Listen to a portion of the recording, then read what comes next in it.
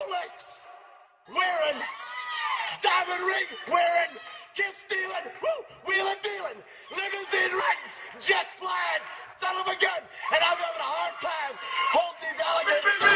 You talking to? Hey, yo, Scotty, you going crazy for this one. We see what you're doing, we salute you. Hey, let's get it started. It's backpack, capital one. What's in your wallet? Got a call from my man, A. Scott. I said I got it. Love that you highlighting all of these black colleges. Try to pay me for doing this. Look, bruh, if you don't get off my line with that foolishness, voice of the swag, pull up where you at, no cap. If the Brody is speaking the soft facts, my advice, tune in to every show. Captain Petty, but we know that the sergeants with the smoke. Speculate, just tell me what is we doing. Get into it, okay, look, I'ma say this and keep it moving. My boy Scotty, man, he offered the least. Black grad, paying college, I'm glad that he called me. Walking, cause we all been taught that talk is cheap. Even primetime knows Scott for the HBCU streets.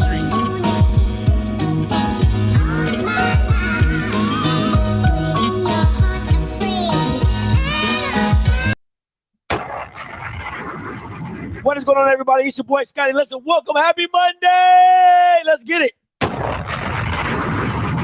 For a lot of Laxton State fans, this is Black Monday Part 2. You know, Black Monday happened earlier in the season for a lot of other teams, but this is Black Monday for a lot of Laxton State fans. So, you know what I'm saying? I don't know how much comfort Bama's going to give you because I damn sure ain't. I hope you guys feel every bit of it. Oh, feel the pain, feel the burn of this Black Monday. All right, listen. Make sure you like the stream. For anything else, first and foremost, go ahead and like the stream. All right, let me get something set up real quick here. And listen, I don't know how you guys' Mondays are going, but my Monday is going pretty well. You know, me and the kids got up early. You know what I'm saying? Got us some Mickey D's. You know what I'm saying? Got us some McDonough. Oh, real quick. Listen, I went to McDonald's, right? And my kids, they wanted the little pancakes platter. Listen, bro. They didn't even have no, you know, I'm in the hood. Oh, I mean, we went to the hood. I don't live in the hood, but you know, we went to the hood. Man, they ain't even had the platters. They didn't even have the platter dish. I was like, this don't even hit the same. You know, I don't know what it was about that platter when you eat your McDonald's with the hot cakes and all that. It just hit different. They literally gave it to us in like a Big Mac box. They gave it to us in a Big Mac box. Like, who does that? Who does that? Listen, pancakes, sausage, and eggs in the Big Mac box. They ain't even separate it. They couldn't even separate it. They put it in a Big Mac box and literally stacked it on top of each other. The disrespect. The disrespect. Man, I was hot. I was hot, bro. I was hot. I'm looking. She's like, I'm sorry, baby. We ain't got no more platters. Then I want my money back. But now my kids were starving though. So if I would ask for my money back, I ain't even gonna hold you. That really bothered me. I just listen, man. That's black people can't do you. Black people do you something. Oh, I tell y'all, all people different. Be resourceful. Shout out to us because we resourceful. Putting it in the Big Mac box. Shout out to you, but. Jesus Christ, man. All right, listen, man, we're going to get it to today's show. I had to give you that little, you know, that little grind my gears moment, you know, old man, get off my lawn moment, you know what I'm saying? But listen, before we go any further, right, you know what I'm saying? It's all jokes. You know, I like to be all a little jokey and things like that. But I got to bring this up, man, because this is ridiculous, bro. This is ridiculous. Like, man, listen, it's a football game, guys. It's a freaking football game.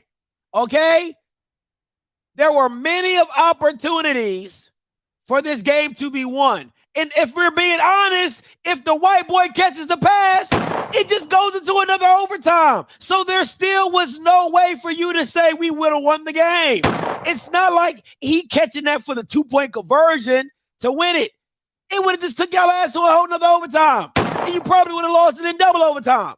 So this is ridiculous. For his mom, listen to what his mom says. His mom says, the death threats are so strong. Me and his girlfriend had to hide in the bathroom till the stadium was empty. The messages we're getting are so foul. I lost my oldest son to suicide, And 4 months later, my 21-year-old had a car accident. And 2 years later, my 19-year-old son aspirated in his sleep after self-medicated. And then my stepdaughter committed suicide. They don't know what this sweet boy has gone through. He is all I have. People are messaging me that are going to kill him, that they're going to kill me. He is getting thousands of messages. He's prayed for that play to make his brothers proud of him, but it backfired. But my boy is strong. Listen, come on, like guys, what? Come on, man. Come on, man. Like, what are we doing, bro? Over a football. Now, this is how I look at it. This is how I look at it, right? If this was a black kid at a PWI, if this was a black kid at a PWI, all of you trifling Bama sending this boy death threats will be on the same platform talking about that's why they need to come to HBCUs. That's why they need to come to HBCUs. That's why they need to come to HBCUs. It would be the complete opposite. And if I'm being honest, if I'm being really honest, black players at PWIs go through this way more. They go through this way more. White people do this all the time. Doesn't make it right. Doesn't make it wrong. It happens at white schools a lot more than it happens at HBCUs. So it's not like black people do it and white people don't do it. White people do this. This ain't black people stuff. Okay? We as black people do not do this, right? I'm going to give you a great example. It might not be the best example, but I'm going to give you a damn good example. The DC sniper, right? Everybody knew I lived in Maryland. It wasn't in DC. He was shooting in Maryland. I was going to school at that time doing a DC sniper. Everybody in Maryland knew that Bama was white. We just knew without a shadow of a doubt that Bama was white because black people don't do stuff like that. Black people don't do stuff like that, right? End up being black, it really shook us all up. We were like, he kind of Muslim, that don't really count. You know what I'm saying? Like, that ain't really count because he got a Pakistani Arab. You know, Arabs usually, but that don't count. So we trying to you know what I'm saying? Black people don't. Come on, God, listen, man. Let that boy live, bro. He keep the same. Oh, we don't want to hear this shit. I need you, Bamas, to keep that energy for Deion Sanders. That's the energy. All this energy you giving this young man who dropped a freaking pass in a football game. It's entertainment, okay? It is entertainment. How about you get on Deion's ass for leading you Bamas astray, bringing you into the wilderness, and leaving y'all ass in there? How about you keep all that energy for Prom, your Lord and Savior, right? Instead of this young man who dropped a pass in a freaking football game. Come on, man. This is ridiculous. This is his mom is, come on, man. His mom is pleading with people like, bro, it's just a football game. It's just a football game. Let the man live. Let the man be great. Listen, Hayden, okay? I'm not going to lie. I made fun of you. I'm not going to wish death upon you. You know what I'm saying? All I did was put you on my Christmas list, okay? And you and your mom, y'all look like sweet people. You know what I'm saying? But Hayden, you still on my Christmas list, okay? Listen, I ain't got no issues. I ain't got no qualms about you. Everybody that don't like Jackson State, we will wrap our arms around you, Hayden, okay? Anybody that did not root for Jackson State for the game, we will wrap our arms around you. This is me giving you a cyber hug, my brother. Okay, because you are on my Christmas list. Do you hear me? You listen, you got a spot at my table forever. No matter how big I get, Hayden, you will always have a spot at the Scripts table. Okay? I wish I could pay for your education, my brother, because I sure would. Okay? I'm just letting you know we love you over here at Offscript. Okay? We support you, my brother. All right. So it ain't at this, bro. Listen, it's a football game, guys. It's a football game. I'm just saying it's a football game. Let it go. Let it go. Okay. Let it go. Can we just move amicably forward? All right. But I'm telling you right now, Hayden. I'm telling you right now. Anybody who don't like Jackson State, we love you. We absolutely love you. Okay, you are. Listen, you're loved outside of the state of Mississippi. You a hero. Okay, you are a hero. So don't. Hey, listen, you good, bro? You good? It's football, bro. Let it go. You know, y'all let it go, man. It's a game. It's supposed to be entertaining. It is what it is, bro. It is what it is. All right, let's move forward. We're moving on amicably. All right. Listen, breaking news. Breaking news by the FLAIR reporter, Southern QB Bashawn McCray entered the transfer portal. JUCO signee passed for 1,600 yards, 13 touchdowns, run for 657, 7 touchdowns. Southern fans, you know what you can do right now? Hey, here's a party. Here's a party. Here's a party. Hey, woo.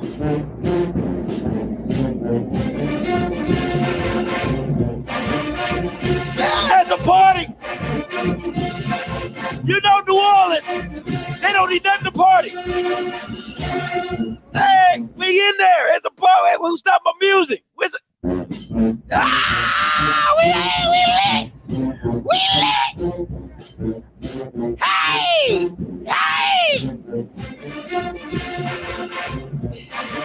With that line, what they call that line dance?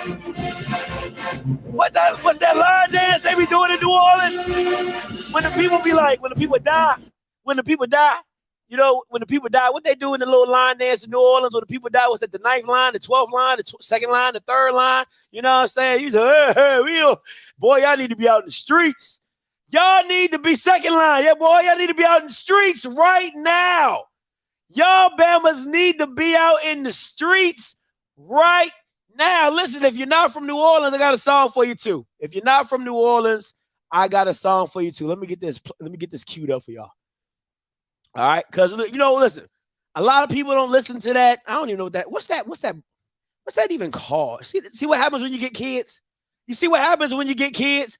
This was perfectly fine until my daughter, my middle daughter, she come. Look at this. Look at this. Take a look at this. You know, you can't have kids. Can't have kids, bro. Don't have kids, man. Don't have kids. All right. For all the people who don't listen to the Jodeco music and all that stuff, you know, I'm going to give you an oldie but goodie. I had to change it up because I didn't want to get copyrighted. Ho! Ho! You know this one. If you know it at your job, stand up and sing it with me.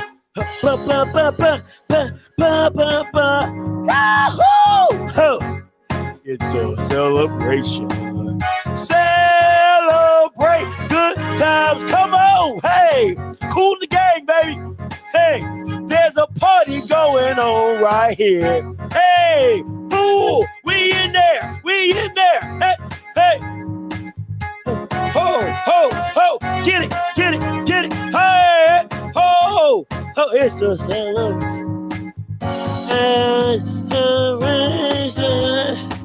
We gon' celebrate and have a good time. Celebration. Oh, we gon' celebrate and have a good time. Hey, it's time to come together. It's up to you. What's your pleasure? Everyone around the world. Come on. Hey. Man, listen, bro. Y'all Bamas. Y'all, you see, y'all not happy enough. Y'all not happy enough. I don't know what's wrong with y'all. Y'all not happy enough for me. Y'all not happy enough for me. I would have a whole Twitter page of Bashawn McCray in the transfer portal. If I was Southern fans, If I was Southern fans, I would literally have a whole, like, just a dedicated Twitter page of just saying, hey, thank God it's Monday and Bashawn McCray is no longer a Southern Jaguar. Like, I don't even know. I don't know why y'all not as excited. I would have the Monday blues, but as soon as I got that news,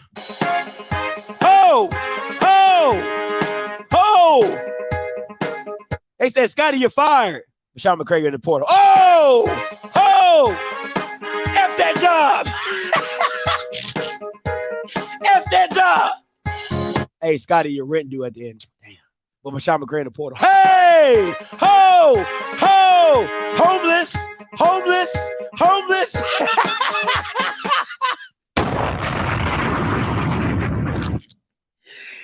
Oh, Scotty, we about to turn your lights off. Damn. Bashawn McCray in the portal. F them lights. F them lights.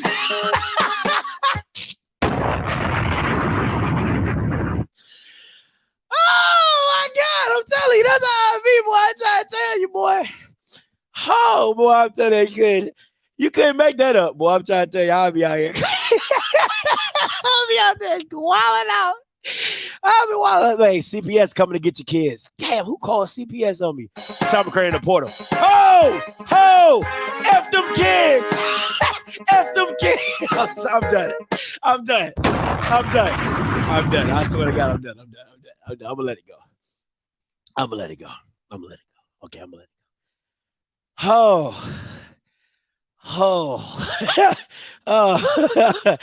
I'm sorry. I'm done. I'm done. I swear to God, I'm done.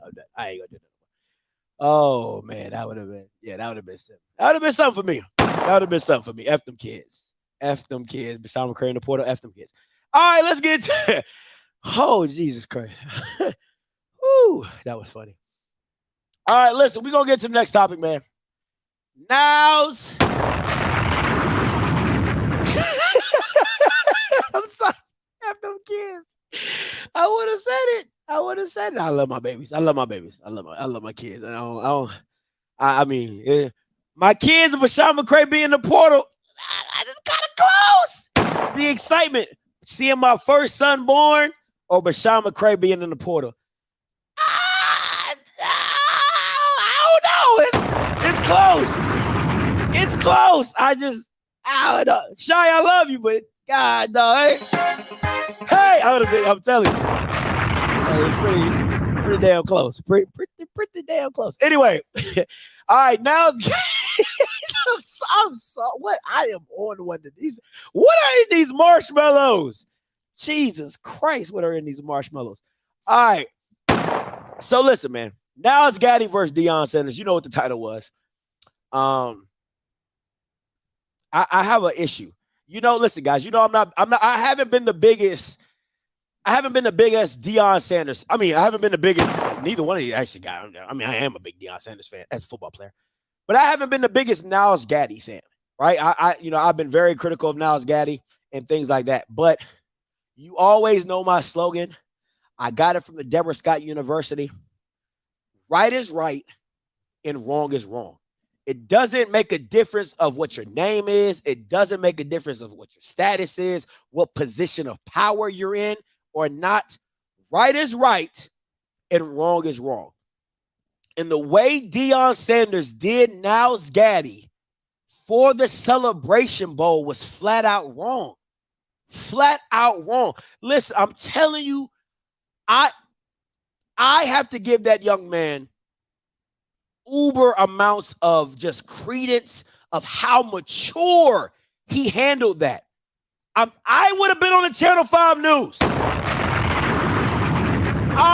would have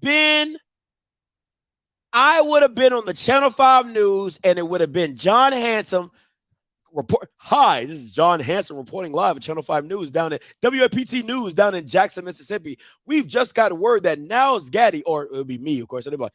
Abrion Scott has just put hands on Deion Sanders.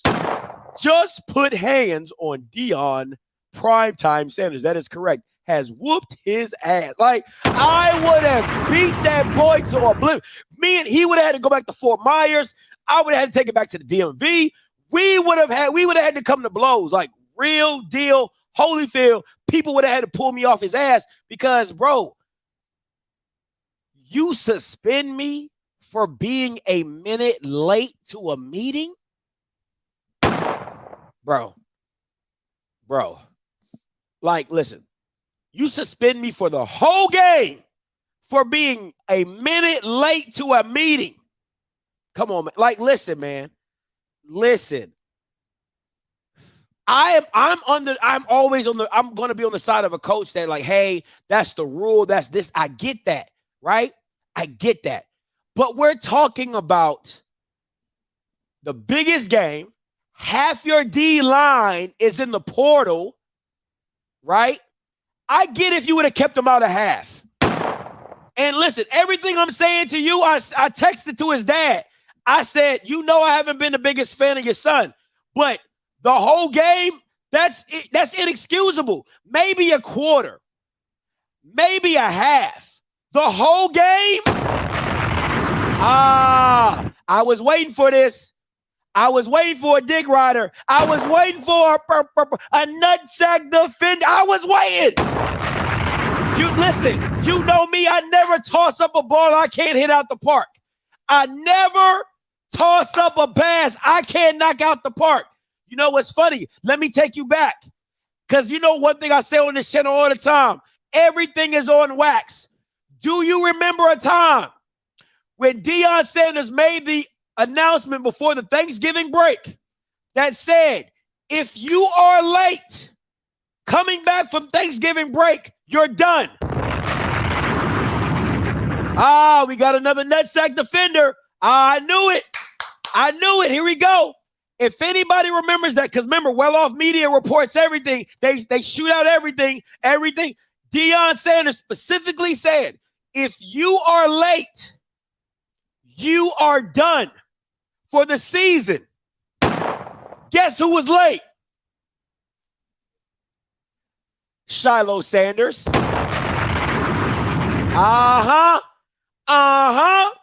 Guess who was late? Guess who was late to that meeting? Shiloh Sanders. Guess who played in the Celebration Bowl? Shiloh Sanders. So don't hit me with no rules or rules, but they don't apply to your son. Don't hit me with rules or rules, but they don't apply to your son. And if I'm being even more honest, your son is more of a liability than NYLES GADDY ever was. If we want to call a spade a spade,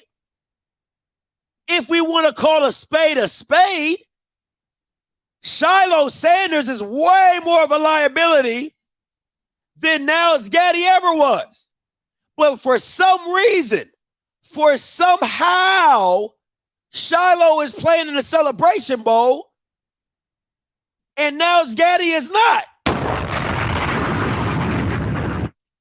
So for me, that was just flat out wrong, right? Flat out wrong. This is a guy who's a first team. Listen, do I think he's a first team all-SWAC player? No, I do not. I think he was a second team all-SWAC, but he's got the award. This is a first team all-SWAC player, great pass rusher, and a glue guy. You're telling me he couldn't, dog, anybody was better than Jeremiah Brown. Whoever thought Jeremiah Brown was the answer for the Celebration Bowl, that Bama needs to be fired. That Bama needs to be, because Jeremiah Brown, Jason Brown, Julius Brown, I don't give a damn what his name was, he was garbage. He was hot garbage. Okay? Half your D-line in the big country, Katron Evans, all them Bamas in the portal already. It's just amazing. It just that's messed up. See, man, and the crazy thing is people are like, well, what does it matter? What does it matter? Nobody likes, like, it's even when the Bama's gone, people still don't want to hold this Bama accountable. This is like, that's the most baffling thing to me. Even when the Bama's gone, people still don't want to be held accountable. Like, oh, he's gone now. Like, you didn't want to hold him accountable when he was there. You didn't want to hold him accountable. Everybody, I said he shouldn't coach the game. I said flat out, Deion Sanders should not be coaching the Celebration Bowl. Oh, no, Scotty. Okay, whatever. You want to let him do that? All right, whatever. Crocodile tears and all. This is a decision. Does TC Taylor make this decision? Well, you probably definitely lose the game because you ain't gonna have Shador. So if you don't let Coach Sanders coach, you ain't gonna have Shador. So you definitely lose the game anyway. But it just boggles my mind that you can do a kid like this. Jackson State ain't never going back to the Celebration Bowl. This was a first team. This was this kid's.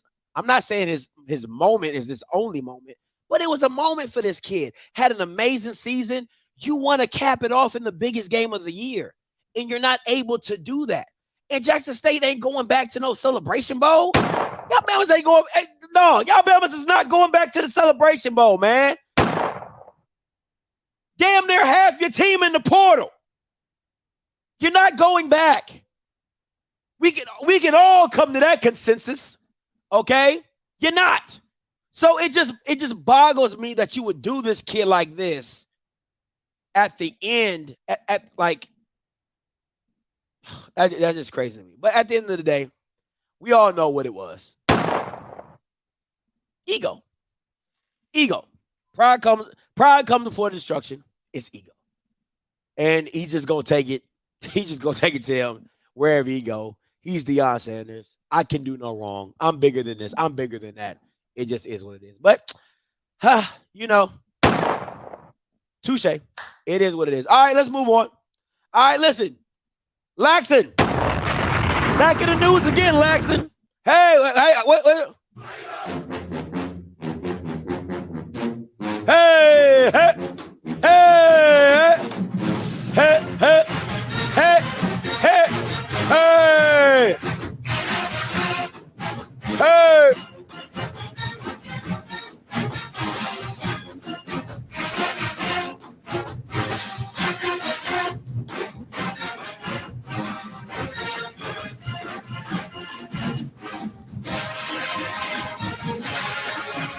$22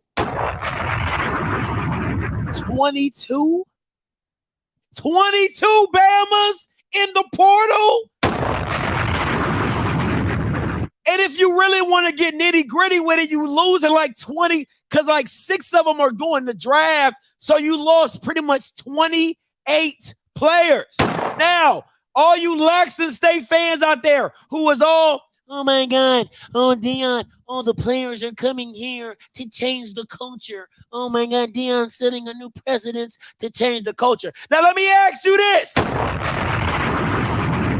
If you were there to change a culture, shout out to Kevin Coleman because he stayed. If you were there to change a culture, do you leave with the coach or do you stay with the culture? Listen now, I'm not the sharpest tool in the shed and I ain't the most colorful crayon.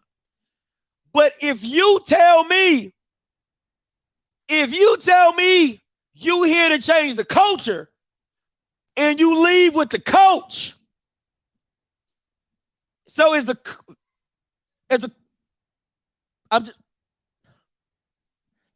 ain't got a bachelor's degree from Jackson, so I don't understand delusional. So, I don't have blue colored glasses on. So somebody's gonna have to explain. Kevin left too? I thought Kevin was staying. Somebody told me Kevin was staying.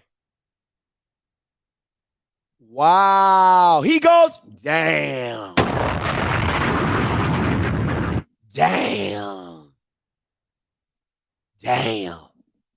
So somebody, if anybody could just school me on what the coach, so was Deion the coach? So I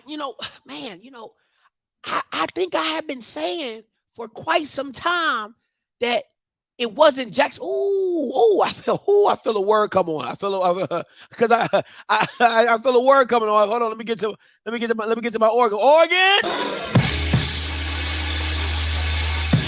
I feel a word coming on because I remember I said I remember a time where I, Scotty, had said to the people of Laxton, I said they are here for Deion.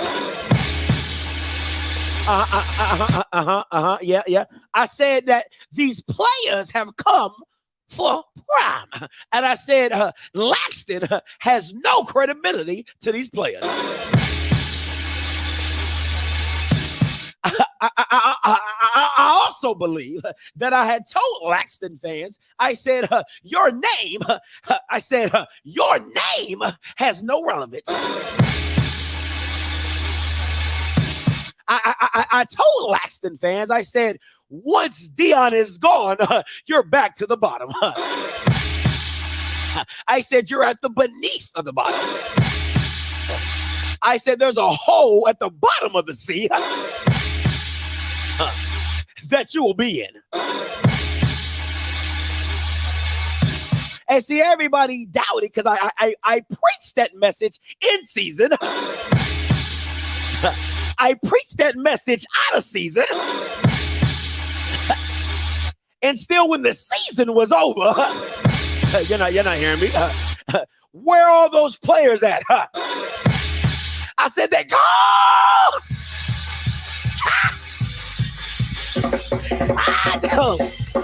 Portal.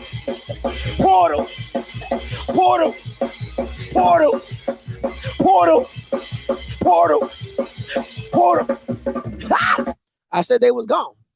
I said they was gonna be gone.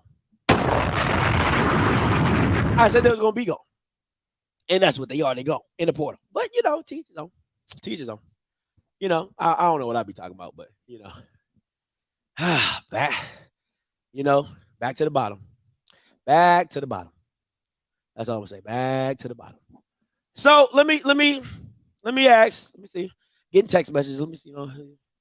Getting text messages from people. Let me see. All right, so it look like Kevin Coleman staying. For as of right now, it look like Kevin Coleman staying. Hey, listen, guys, you know me. One thing about them people from the Caucasus Mountains. One thing about them people from the Caucasus of Mountains. They don't give a damn about none of that flash and that sizzle.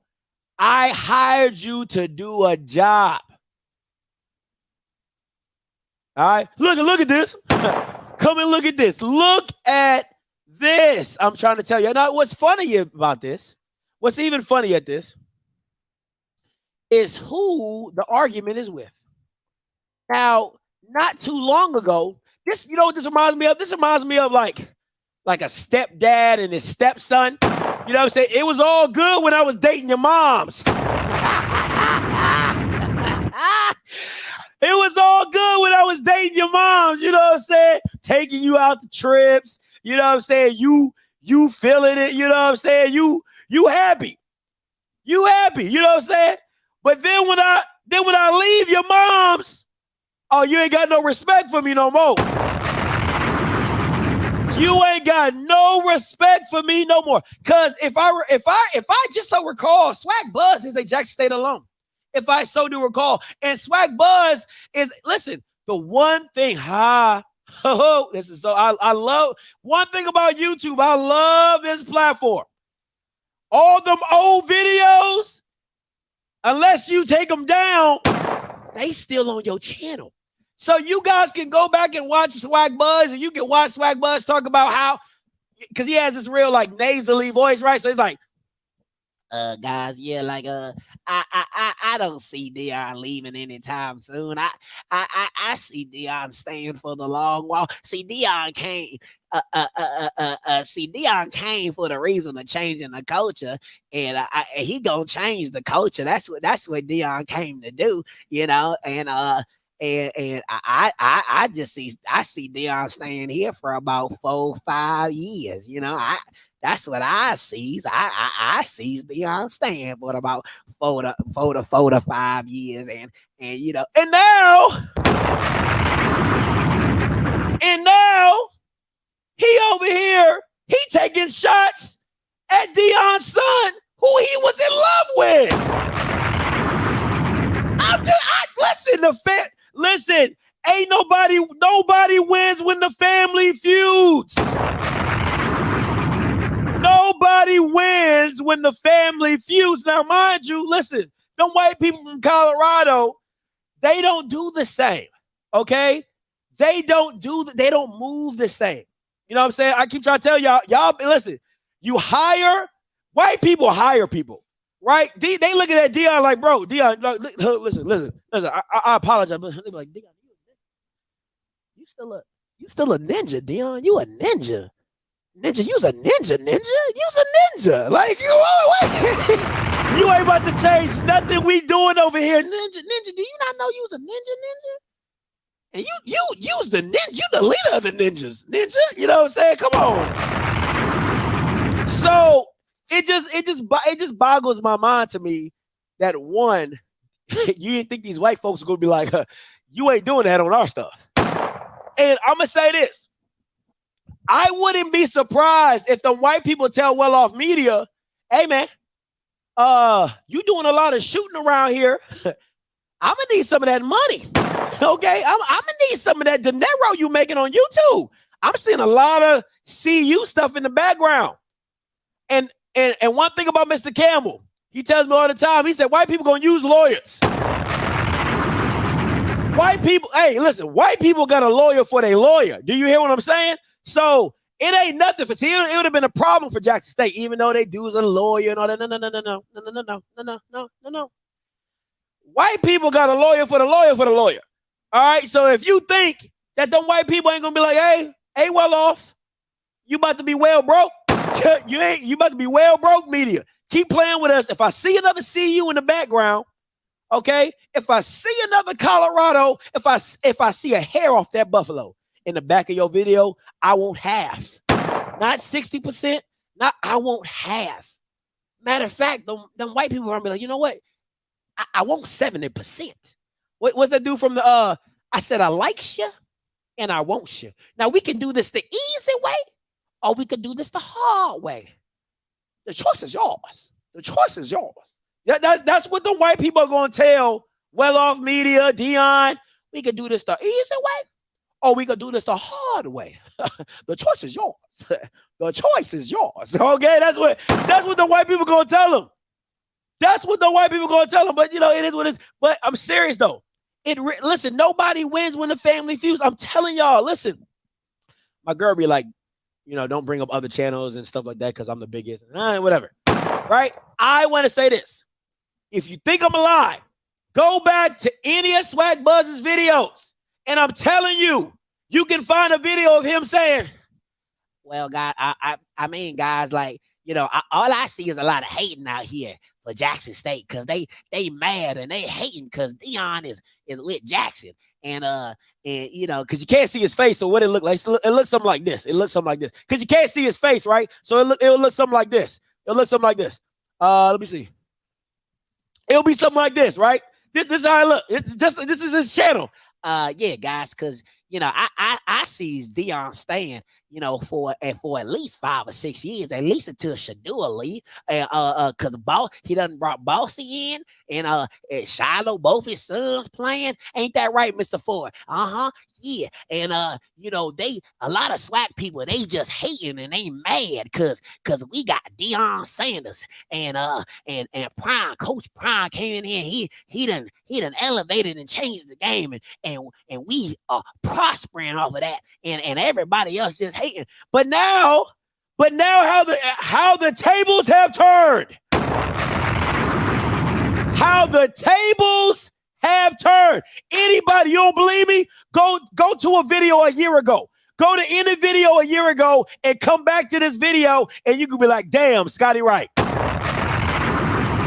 You can be like, damn, Scotty. What Swag Buzz gonna have to do? He gonna have to take all his videos for the past 2 years down, right? He gonna have to take them all down. Because you can't be shooting shots at the Messiah. You just thought he was the Messiah 2 months ago. You just thought he was he was the Messiah 2 months ago. Now you taking shots at his son. What? How that work? You see him? Ain't no loyalty out here. Oh my gosh, man. Ain't no loyalty. Ain't no loyalty out in these streets. Everybody calling me a hater, but I've been giving the same message for 2 years. I've been giving the message for 2 years. And nobody, and you know what I'm looking for? I'm just looking for a little bit of loyalty, loyalty, loyalty. I'm just looking for a little bit of loyalty. I'm just looking for a little bit of loyalty. Loyalty, loyalty, loyalty. 10-4, no switching sides. No switching sides. No switching sides. Don't switch sides now. Don't shoot at the Messiah now. Why you shooting at the Messiah now? You weren't shooting at him a year ago. You weren't shooting at him 2 years ago. Now you out here talking about something. So apparently Colorado won't let Deion Sanders Jr. post on their social media pages because of what their brand don't match Colorado. See, if he would have stayed at Jackson, he wouldn't have had this problem. Because we here at Jackson, we love Deion Sanders and we love how he is for the culture and for the people. And we just love, ain't that right, Mr. Ford? Ain't that right, Mr. Ford? Come on, man. Am I lying? All I'm asking is for some loyalty, loyalty, loyalty. 10-4, no switching sides. No switching sides. No switching sides. One thing about me, I'm solid. Solid. I've been fighting this battle for 2 years. I've been trying to give y'all game for 2 years. And everybody been calling me a hater. For 2 years, I've been taking that. For 2 years, I've been on an island by myself. For 2 years. Listen, I was driving listen, man. All these Bammers on YouTube that you see, right? Outside of Blue was doing the white people stuff before he got into the black people stuff, but whatever. All these new YouTubers, I was driving the Deion Sanders bus. I was picking these Bammers up. I was the one opening the door for these Bammers to get on the bus. I gave them the blueprint. Right? I'm about to Kanye West real quick. I gave all these Bammers the blueprint. I opened the door. They got on the bus. I told them the game. They copied my channel. Right? And now they all eating.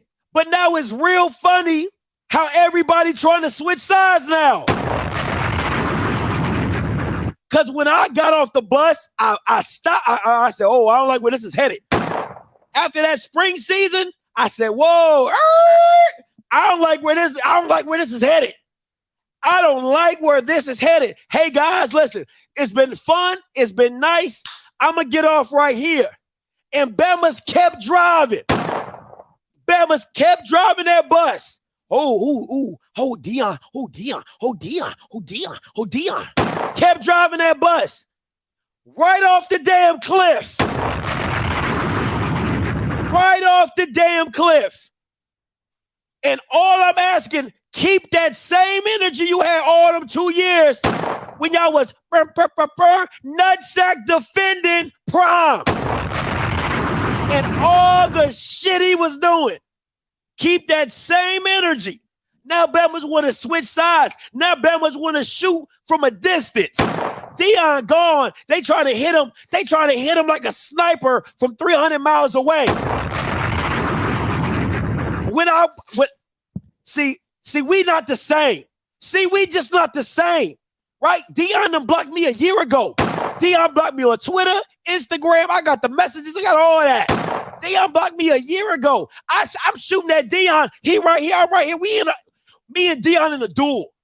We on them old school Western duels, 12 o'clock, turn around, pay them. Now Bama's want to shoot from a distance. Now Bama's want to be in Mississippi trying to snipe DEION from Colorado. I'm going to shoot back here. I'm going to shoot away because he gone now. Come on, man. What we doing? No, keep all that energy. Keep all that nutsack defender energy. All of them. Every last one of them. I ain't gonna call out the channels because y'all know who they are. I ain't gotta say nothing out here. And then people want to jump in my comments talk about DEION made you. DEION this, DEION this. Man, I've been off that DEION bandwagon so damn long and still been growing. I've been off that DEION bandwagon so damn long and still been growing. Miss me with that. All right, you can bring the energy, but I don't care. I'm still gonna be me. But like I said, man, I'm just looking for some loyalty.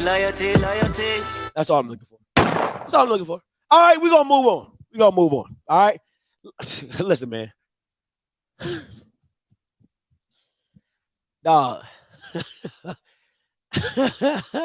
Oh my God, bro. When coaches start making transfer portal announcements, and let alone, bro, who are you? Who are you? Why are you making a transfer portal announcement? Why are you? You was a glorified hype man. You was like Crunchy Black of what's that group? The one that says fight the power. Like you was Crunchy Black with the time clock around your neck. Who is you? Flav, like bro. Public Enemy. You Crunchy Black off Public Enemy. You don't do shit. You don't do nothing. You just didn't know the hype bills. Oh, it's a problem when we do it. It's a problem when they do it. F them. I just see you in every hype video. So why are you making a transfer portal announcement, sir? Sir, come on. You the get back coach.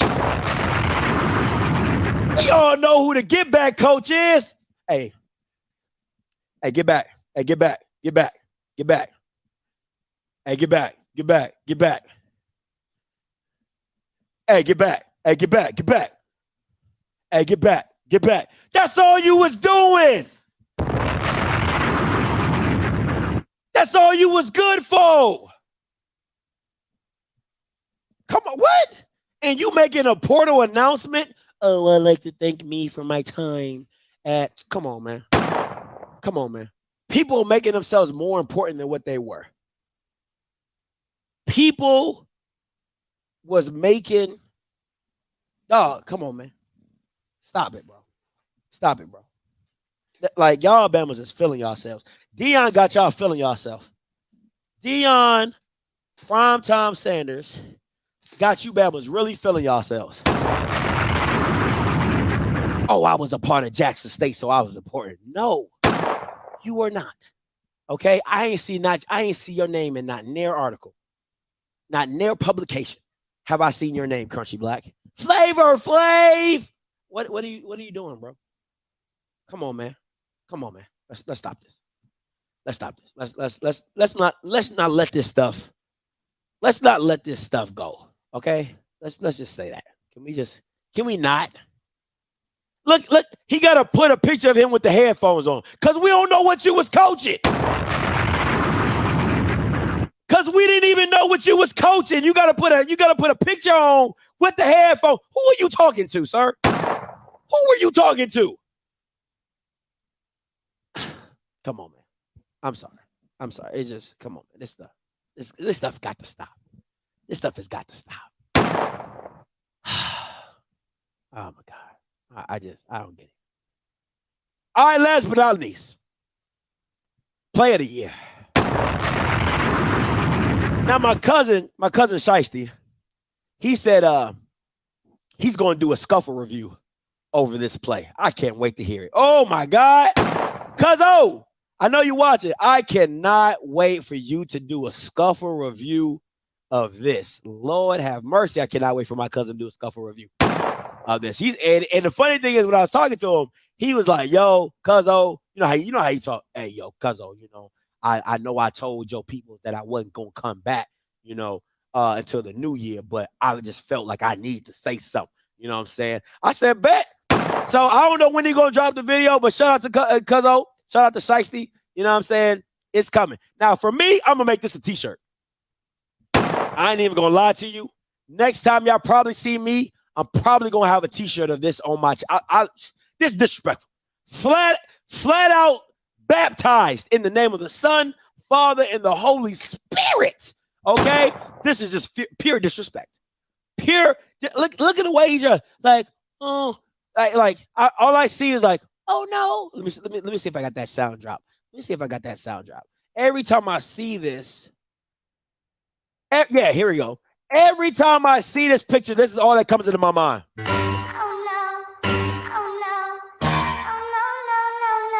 Like the way he's grabbing onto the jersey, you know what I'm saying? He like his head bent. Okay, let me see. His head bent back like this, and he's trying to grab onto the jersey, and all I think is this.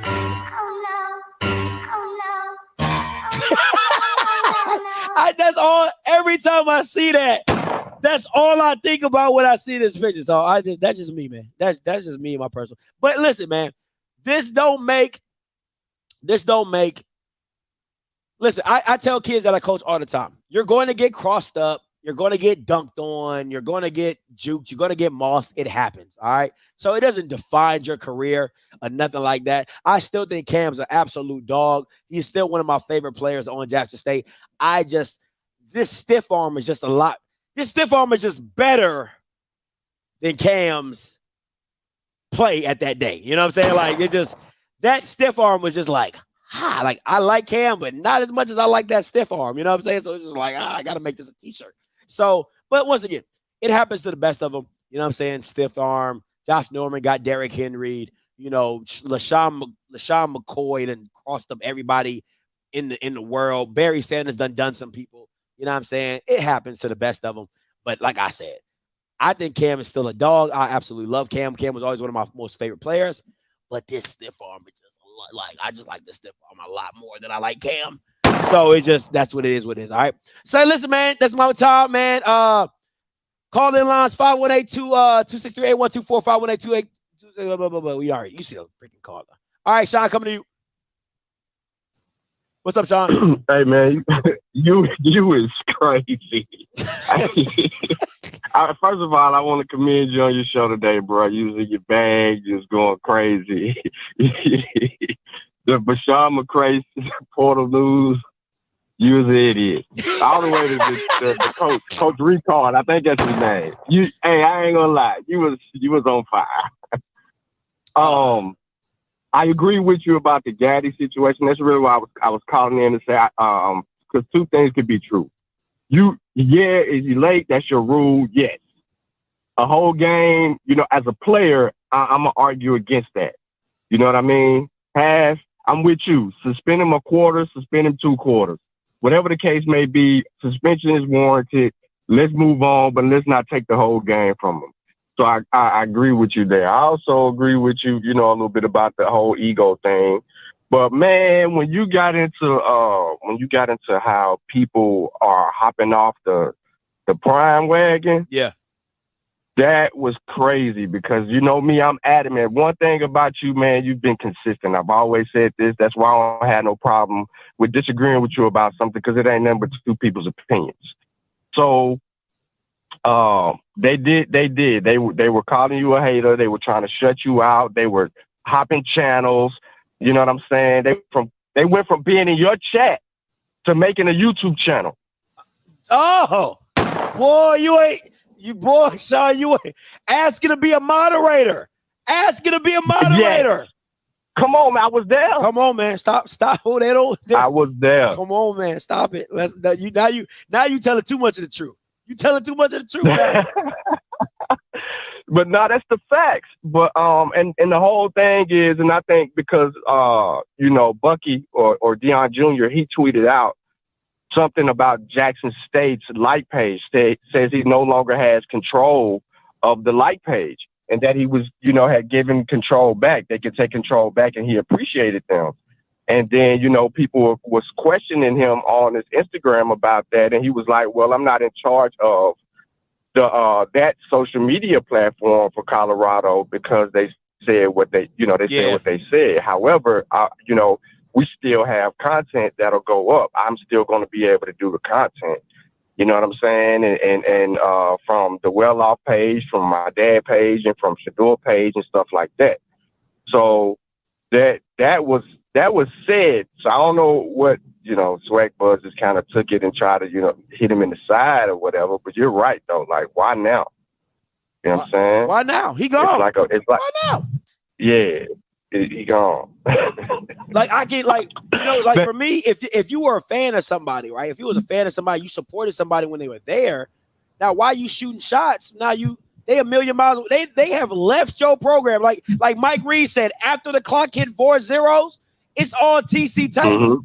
That's respect. I can respect that. I can't respect somebody who was riding Dion and you Jackson say all this, and now you shooting shots at a man who done gone. Now me, I'm gonna shoot shots because I've been shooting shots. I'm gonna keep shooting shots. I've been shooting them.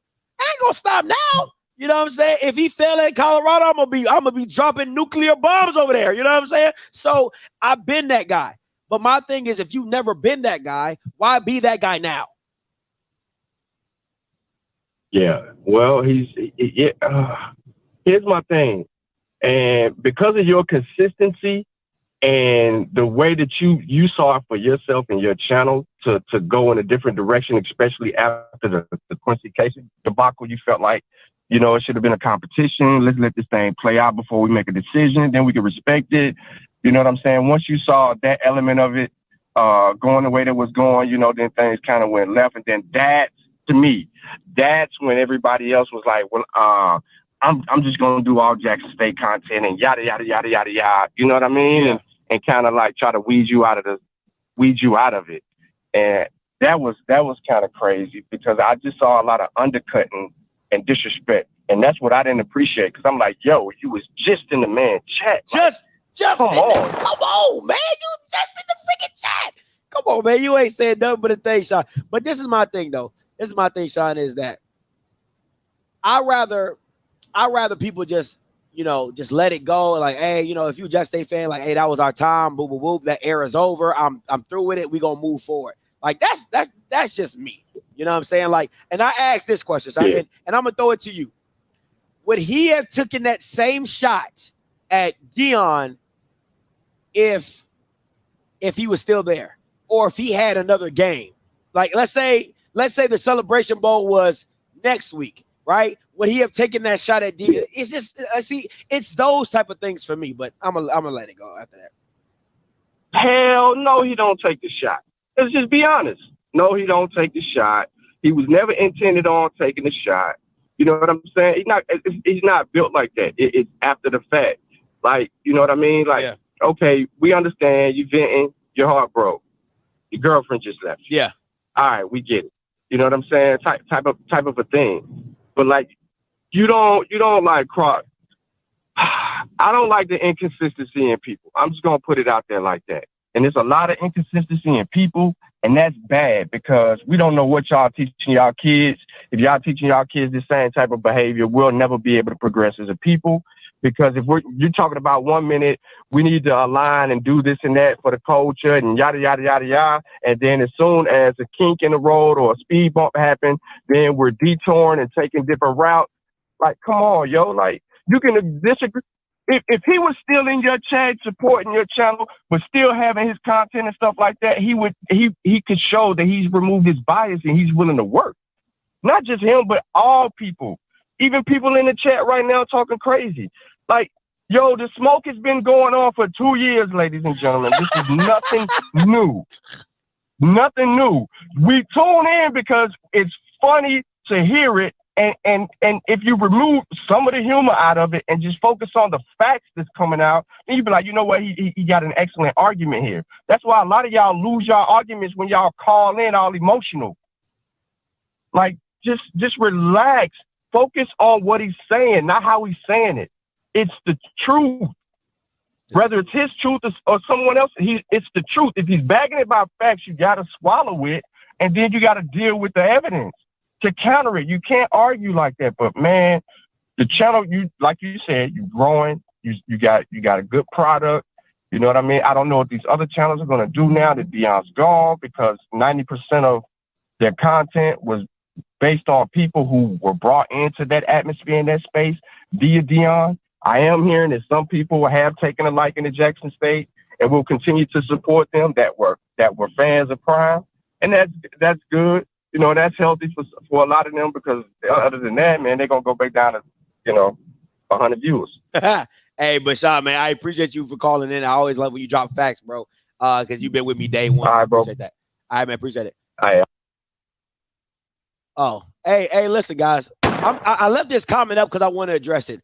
Quay Davis, I don't know. Malachi Wyman, I don't know. But I'm going to talk about Mr. Ford, and this is what I'm going to say. The reason what happened with Mr. Ford, and I already text Blue, I told Blue I love him, and it ain't never know this, like, that's my brother, you know what I'm saying? My white brother, you know what I'm saying?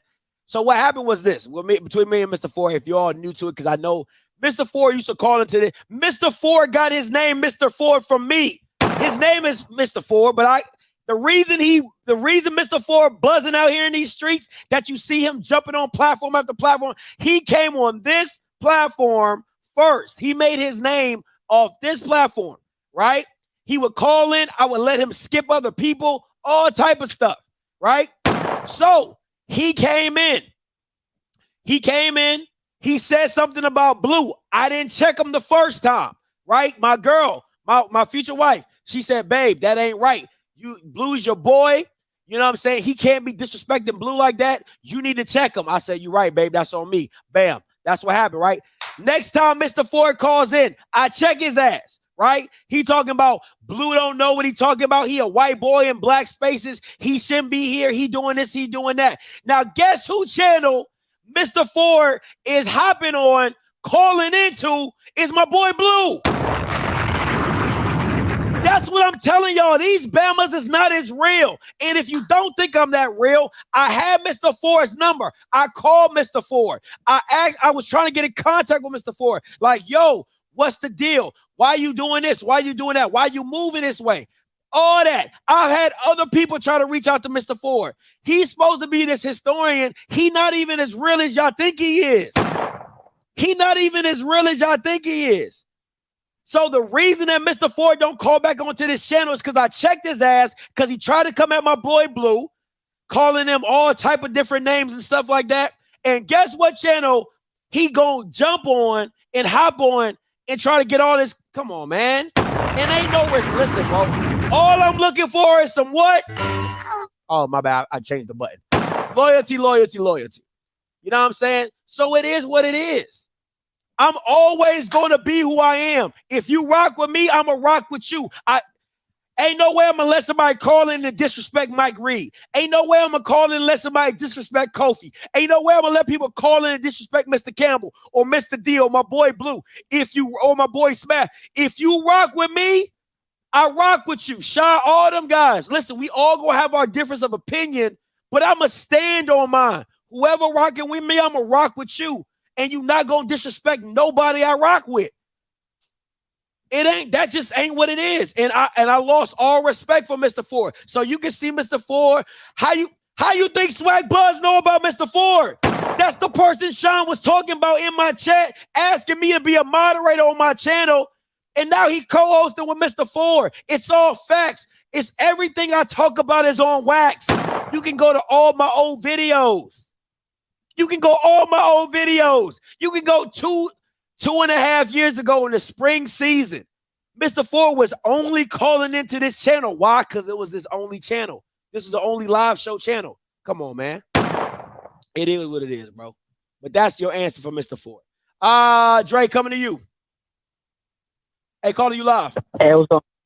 I'm gonna speak on the transfer portal. Talk to me. Because most recruits, they recruit for coaches. They follow the coach. You know, you might like the school, but you're going there because of the coach. You know, so the culture might have been an added bonus. You know what I'm saying?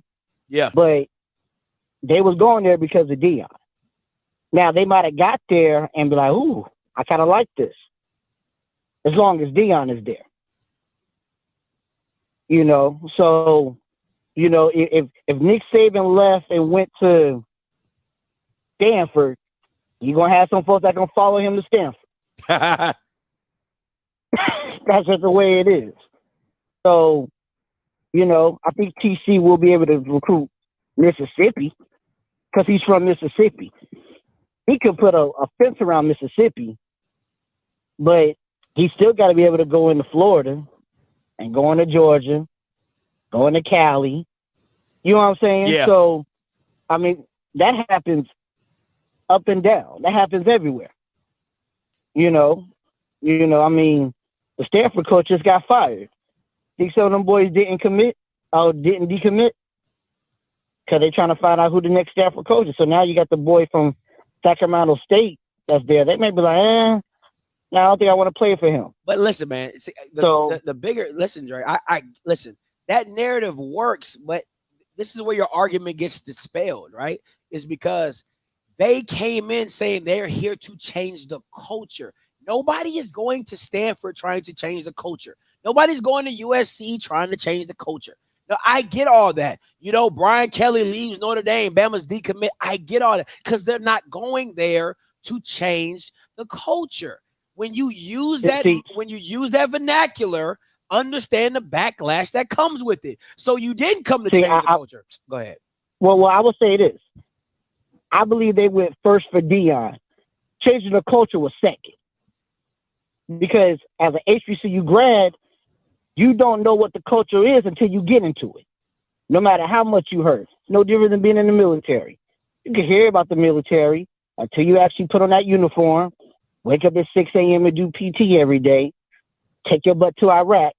You don't know exactly what it is. So I believe they went for Deion, and the culture was a byproduct of Deion being there. You see what I'm getting at? I mean, listen, I know why the kids came. The kids came because of Deion. If I was a kid coming out of high school and Deion came to my house and recruited me, I would have been there because of Deion, because I've been a huge fan. So I get it. I wasn't oblivious to that. But to me, when that is the speech going, if that's the what do you say? If that's the narrative. Yeah, the narrative, the mission. The narrative, the mission statement that everybody's preaching to. It is what it is. I agree with Aubrey Miller. Right? I love what Aubrey Miller stands for. I love what he said. But I'll ask you this: if Aubrey Miller if he was in his junior year, if Deion wasn't there, if Deion left his junior year, would Aubrey Miller still be at Jackson State for his senior year? If this was not his senior year, that's what I'm saying. Or would Aubrey Miller have ever even gone to Jackson because of, if not for Deion? It's those type of questions that you got to ask. Yeah.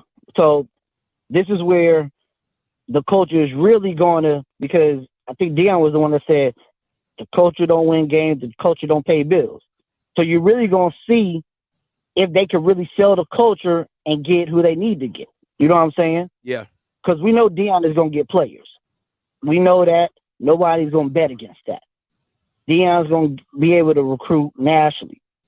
I think, if anything, what he did with Jackson State, he made more of a national brand. So when you walk into somebody's house, they know exactly who Jackson State is. Even if they say, oh, that's the team Deion used to coach. Now, they're going to get a lot of that first because they're not going to know who T.C. Taylor is. Yeah. I get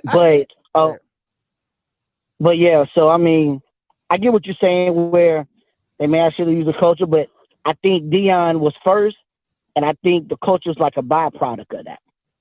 It's like, oh, I'm here, the culture's really nice, but I'm here for Deion. So if I could get both, okay, that's plus, but I need to get the coach first. Listen, once again, you're not saying something that I don't understand. I've been telling people from day one that the kids are going to leave when Deion leaves. It just is what it is. But I had people from Laxton State telling me how, oh no, Scotty, no, they're here to change the culture. They're not. They're here for Prime. I mean, that's exactly what it is. They're here for Prime, and they're enjoying the culture while they're here. Yeah, listen, enjoy it, but it's not gonna make him stay when he leave.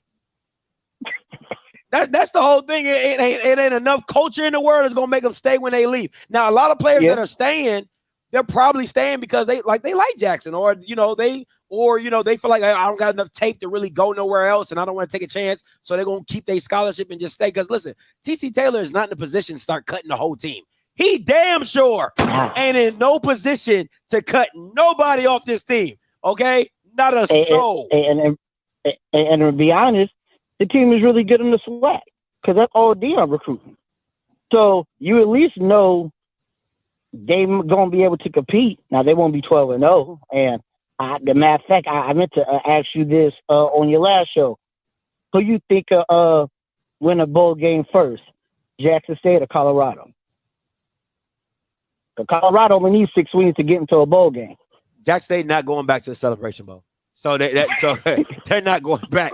They're not going back to the Celebration Bowl. They're not. Listen, bro. Like unless TC finds a quarterback, and I'm talking about a damn good one, they're not going back to the Celebration. So they're done. They definitely gonna miss your door. Oh, because that's also with receivers. They love playing with them. Yeah. All right. Appreciate the call. Appreciate it, man. No, anytime, Dre. Hey, clip it, Hezekiah. Clip it. For the next 2 years, y'all Bamas ain't going back to no Celebration Bowl. You Bamas is not going back to no Celebration Bowl. Let me see where I'm going. 61, 67 coming to you. Hey, calling you live. Hey, how you doing? What's up? What's your name? Where you calling from? George Beard from Dallas, Texas. Talk to me. I was just trying to see what happened to Tyson Alexander. I thought this was his season back. Who Alexander? What Alexander? Tyson Alexander, running back, 25. Man, listen. Oh, that's my guy too. I made his portal announcement for him. Oh yeah? Yeah, I made it. So I know he's in the transfer portal. That kid's special, man. I love Tyson Alexander. He got that boom bop. You know what I'm saying? Got that second level speed. Yes. I really was hoping Tyson Alexander would do something. I think if Alabama State picked him up, if FAMU picked him up, if Alcorn, hey, listen, if I'm Tyson, I'm looking at Alcorn like, oh no, they got the other kid. So nah, you wouldn't really get no burn up there, but they got the Jarvion Howard. He coming back. But yeah, he tore his ACL yeah, he didn't get no playing time, but yeah, I like Tyson. I miss him. Yes, sir. I was just, you know what I'm saying?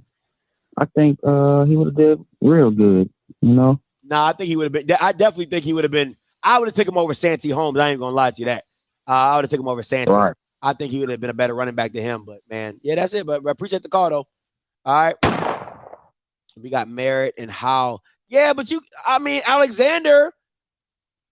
I think Alexander can replace Santo Dunn. You know what I'm saying? I think Alexander can replace Santo Dunn and what he has. If I'm TC Taylor, I'll probably try to get Tyson Alexander back.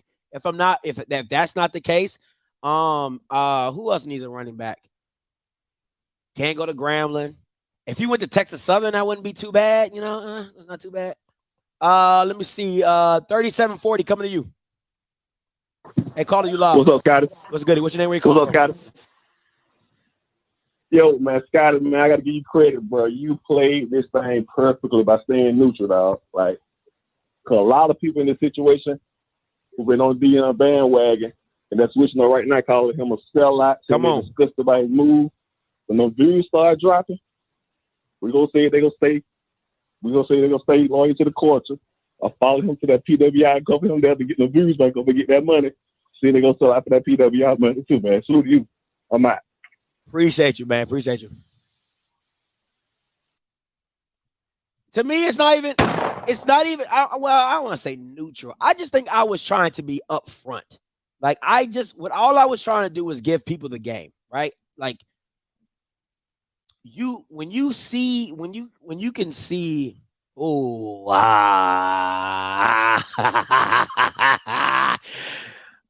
do y'all got your schedule out, Zoe? Is the schedule out for next year? Because y'all still got some couple games.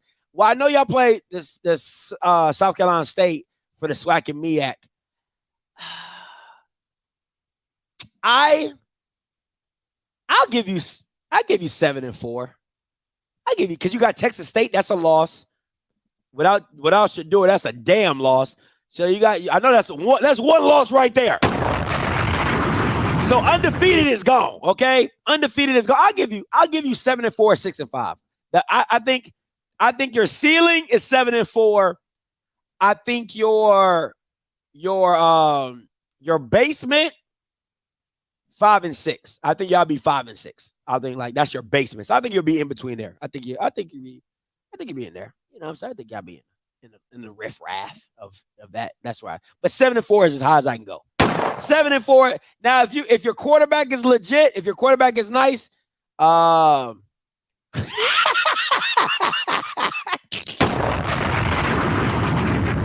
Hey, Blue about them stats. I think if your quarterback, I can probably go up 8-3 if he's good. Oh yeah. 8-3. Oh, absolutely.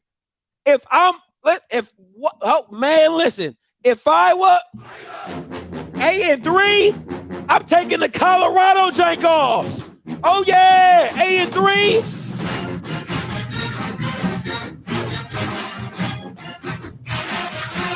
But when y'all Bama's have a losing season, I'm going to put that Colorado right back on there.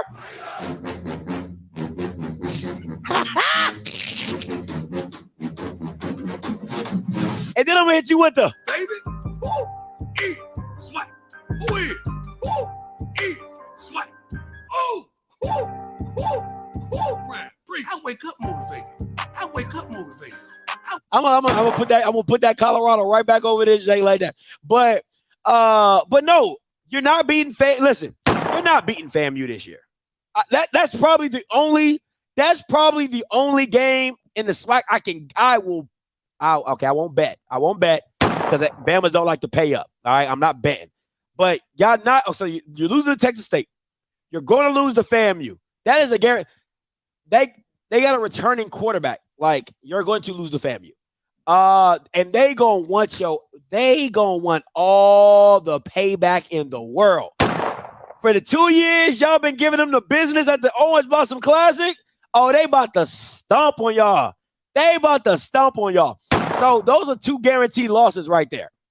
All right. So it is what it is. Let me go. 9137 coming to you. Hey, calling you live. Hey, what up, Scotty? This is Monty from Detroit. What's up, Monty? Talk to me. Man, I was watching those Bama's channels. They was switching signs like it was signing day. Wow. Switching hats. And it's crazy because everybody that went from for prime channels to now to hate channels.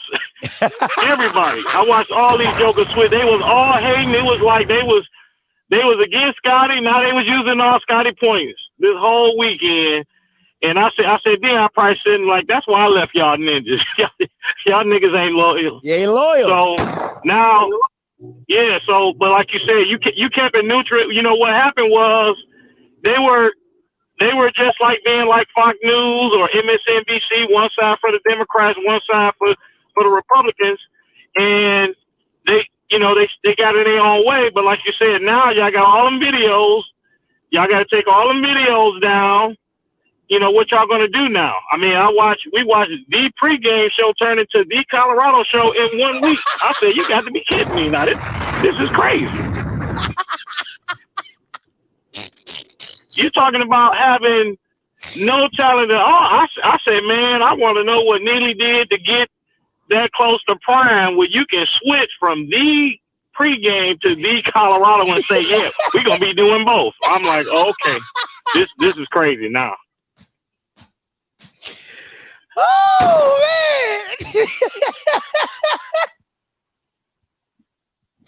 But that is so true, but nobody want to talk about it, man. I'm telling you. So true. Jesus Christ, it's so true. Oh, God. And here's another thing. I looked up something, and it's crazy. Nobody's talking about it.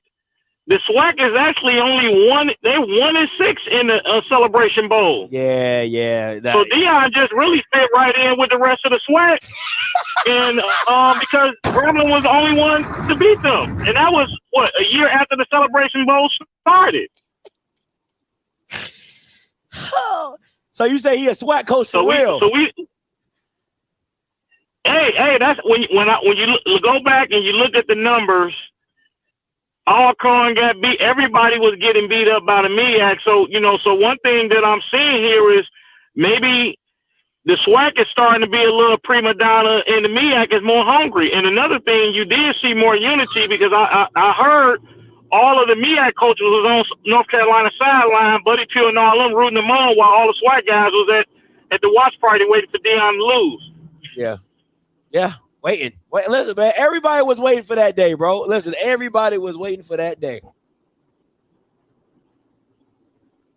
That day and next season when they can beat. But I ain't gonna lie. I hope TC at least keep it going and keeping them relevant so they don't go back to obscurity and everything. Because I mean he deserves a shot. But like you said, he got to get a quarterback. And I know you'll be probably rating that quarterback that they getting out of JUCO.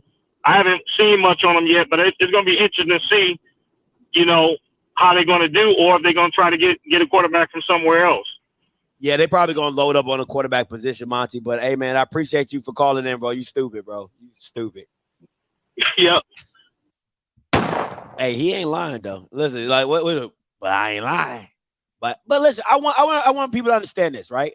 Because I don't know a lot of you know all the – and Zoe, if Zoe is still in the chat, he can confirm a lot of this. Jackson State had an amazing staff. So I don't want to hear none of this about what, let me see. Who said it? I think Mike said it. The MEAC has 3 weeks. That has nothing to do with the staff that Jackson State had. I talked to BJ. I've talked to Zoe about this. They had 4 defensive analysts. Not position coaches, defensive analysts. Bama's just looking at people's film to break it down. Nobody else in the SWAC has that or will ever have that. They had too many people on staff, bro. They had people for this. Oh, come on, man. There's no reason. There is no excuse. You have too many people going over the film to be like, oh, they had 3 weeks to study us. Bro, listen, I know for a good fact that Jackson State was looking at North Carolina Central before the SWAC game. I know that for a fact. I know that for a fact that they already had clips of film breaking down NCCU. Why? Because they had 4 defensive analysts all they did was watch film. Mike Reed. All right. Let me see. 0547 coming to you. Hey, caller, you live. Scotty, how you doing? This Mike, man. Hey, I got to give a shout out to Coach Eddie Robinson. And now I actually played at Alabama State back in the day, but this made me actually appreciate what he did more for. Hey man, don't bro hug me, man. Get your dirty hands off me. I'm glad he did that. And for everybody during that time who was putting so much pressure down on Alabama State and their fans, they shouldn't have talked to the people like that. They shouldn't have did it. He shouldn't have walked. He should be able to walk around. Well, look at the game Saturday. Their team had an incident with North Carolina Central before that game. Yeah. And not only that, y'all think that was something. Wait till he get in this Pac-10 or Pac-12 and see how these other opponent fans be acting towards DEION and his son. Now, I'm telling you, it's going to be 10 times worse. That's just college football.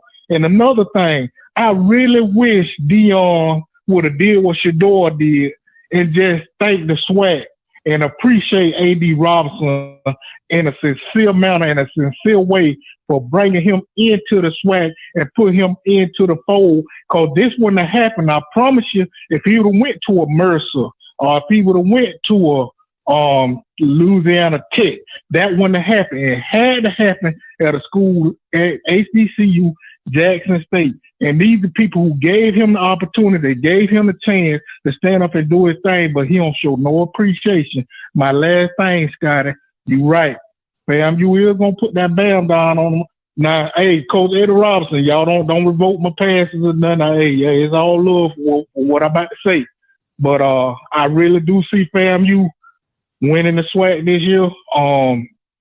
And Coach Willie Simmons, baby, you on the clock. Now, I know when you was at Prairie View, y'all went 9-2, but guess what? You ran into an amazing Gremlin team with a Devontae Kincaid and a team full of all-stars that you didn't, y'all end up winning the SWAC that year. And then you came over to FAMU, you went 9-2, and for some reason, FAMU ended up putting themselves on suspension, and they threw it there that they couldn't go to a bowl game. So I don't know why they did. Maybe they didn't know they were gonna have that year that they had. Then turn around, all of a sudden DEION show up. So Coach Willie Simmons, I know you done ran into a lot, baby, but I'm telling you, it's your year, FAMU. It's y'all year. I see y'all winning it, and I can see FAMU and North Carolina Central in the Celebration Bowl. Got you. Hey, appreciate the call, man. Hey, I'm gonna tell you this. Willie better not Willie this thing up this year. I'm telling you that right now. This is a perfect year for FAMU. Willie better not Willie it up. That's all I'm gonna say. Willie better not Willie it up. Hey, Miss Mike TV, you live. Hey, Scotty, I'm kind of hoarse. Ooh. What's up? Did you go to the game? No, sir. Oh, okay. No, indeed. But listen. I just want to disagree right quick. Now, I know they may have a lot of analysts, right? But we still have to remember that the student athletes are banged up at this point, and they still have to get out there and play the game regardless. So when it comes to the MEAC SWAC championship, those babies, we got to remember, they're leaving it all out there on the field, and they're giving it their all. And at the end of the day, they are there to get a degree. And again, I agree with you. This is entertainment. But I want to talk about Deion Sanders Jr. He should be willing to learn to reinvent himself for future endeavors, because, you got to think about it. What happens when your dad retires, or if he goes to the NFL? That stuff is licensed, right? You're not going to be able to come up in there with your media entity and say, this is the way it's going to be done. So I would like to encourage that brother to go and take some courses. I don't know what he went to Methodist University for, but I would like to encourage him to continue to develop himself professionally. We understand with the Black culture, yeah, you're going to hear some curse words, but your dad doesn't even use those type of words. Why not use the clean version, right? And this is what we hear across the board with NBA, NFL. They play that song, but they'll play a clean version. Even Deion Sanders said himself, oh, that cursing, that's him too. Because we know that Deion stopped cursing back in 1986, I think he said, right? So he needs to learn to reinvent himself for future endeavors, wherever he may be. It may not even be in sports in the future, you know what I mean? But he should consider listening and not resorting to leaving inflammatory type messages where people can screenshot and get them, because in the end, it'll come back to bite him and not his father, even though he has his father's name. And that's all I wanted to say, Scotty. Miss Angela, I'm gonna have to push back on you. Go ahead. I'll have to push back on you. I think, if I'm being honest, I think Deion Sanders Jr. has evolved really well. Like he's to me, he's kind of like a trailblazer in this social media, like college, because a lot of stuff that him and his dad implemented, a lot of schools are taking that. You know what I'm saying? I've had conversations with Deion Sanders Jr., and he told me some of the stuff that he's seen other colleges do that they started at Jackson State. And honestly, I believe he's correct. I mean, who was doing like videos of sideline stuff, and who was posting videos of touchdown celebrations, and you know what I'm saying? Like, if it wasn't ESPN right then and there, you weren't getting that kind of content. That's right. You know what I'm saying? I agree. From a college program. And Scotty, if you allow me to be honest, I am new to Well Off Media, right? I just jumped on and found that was his son. I didn't know. Yeah. And so I subscribed because of the way that he did it, because I'm HBCU, right? I'm swag. Yeah. And so I like what he's putting out there. But what has happened is this, and you can mark my words, Colorado has studied him. They have studied more than Colorado, like you said, other places have studied the way that he's done it. But what they're going to do, they're going to take it and they're going to put it on steroids, and they're going to make it clean and more professional and put it to where the people who are not of our culture will still stomach it. That's because good. They know that most of those babies out there running with that ball, they are our color. Now, I think what it is, too, Scotty, they don't want too many of us in the stands. They welcome the football team. They welcome Coach Prime, but they don't want us coming bleeding over into those. Now, they want the dollars, don't get me wrong. But if they could have Prime and the football team minus us, that's what they want, in my opinion. And I could be wrong. I truly believe, and I agree with you, I believe that by looking at what I have seen from Well Off Media, right, the boy is a genius when it comes to making sure that the people come over, and not just come over, but they are engaged. It's one thing to get somebody to click on, but it's another to keep them there. And I think we both know that. I think that the part that keeps people there is DEION, right? I think the part that keeps people there is DEION and the interest in what they're talking about or whatever. To me, I just love how Deion Sanders Jr. shows it. It's raw. It's like raw footage. It's not clipped. It's not edited. You know, like I think that's the part of what people really love, because it's like you know, this new age is reality TV. Right? Everything is reality TV. And that's literally what Well Off Media is. It is a reality TV show for Deion Sanders and his journey and the kids and whatever. What I also have to unscripted. Unscripted. Mm-hmm. I don't know how it might be some scripted stuff. Let's be honest. It might be some scripted stuff in there. But okay. But I have to give him credit, because I know for a fact that he got other players to do their own channels because of the money he was making off Well Off Media.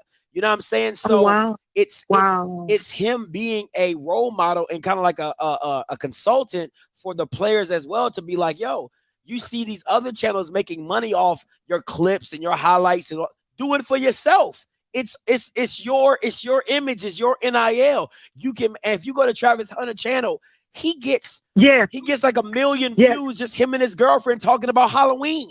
You know what I'm saying? Like, it's just so it's him having the eye to show kids, hey, you can do this and make money from it. It's also him having the ability to shoot it and put it up really fast and clip it and do whatever. And he does all of this off of his phone in a timely fashion. So it's dope. And I would be, Scotty, and I don't mean to cut you off. I do apologize. What were you saying? No, I was done. You're good. Okay. I would love to see moving forward, Scotty, what the content will consist of, since Colorado University has already told him that he's not going to be over the social media platform.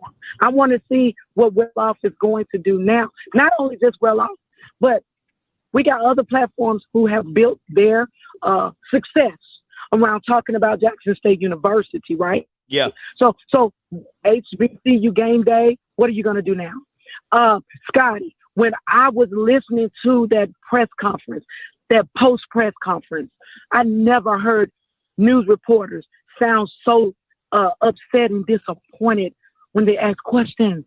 It was almost like when they asked Oliver his questions, it was like pulling teeth. I'm like, wait a minute, where's that same enthusiasm for the winner that you had for Coach Prime? And this is one thing I was telling my husband. They don't have that enthusiasm, and it's not right. They got to check themselves as journalists, because, you know, at the end of the day, yeah, we're human, but this man is the winner.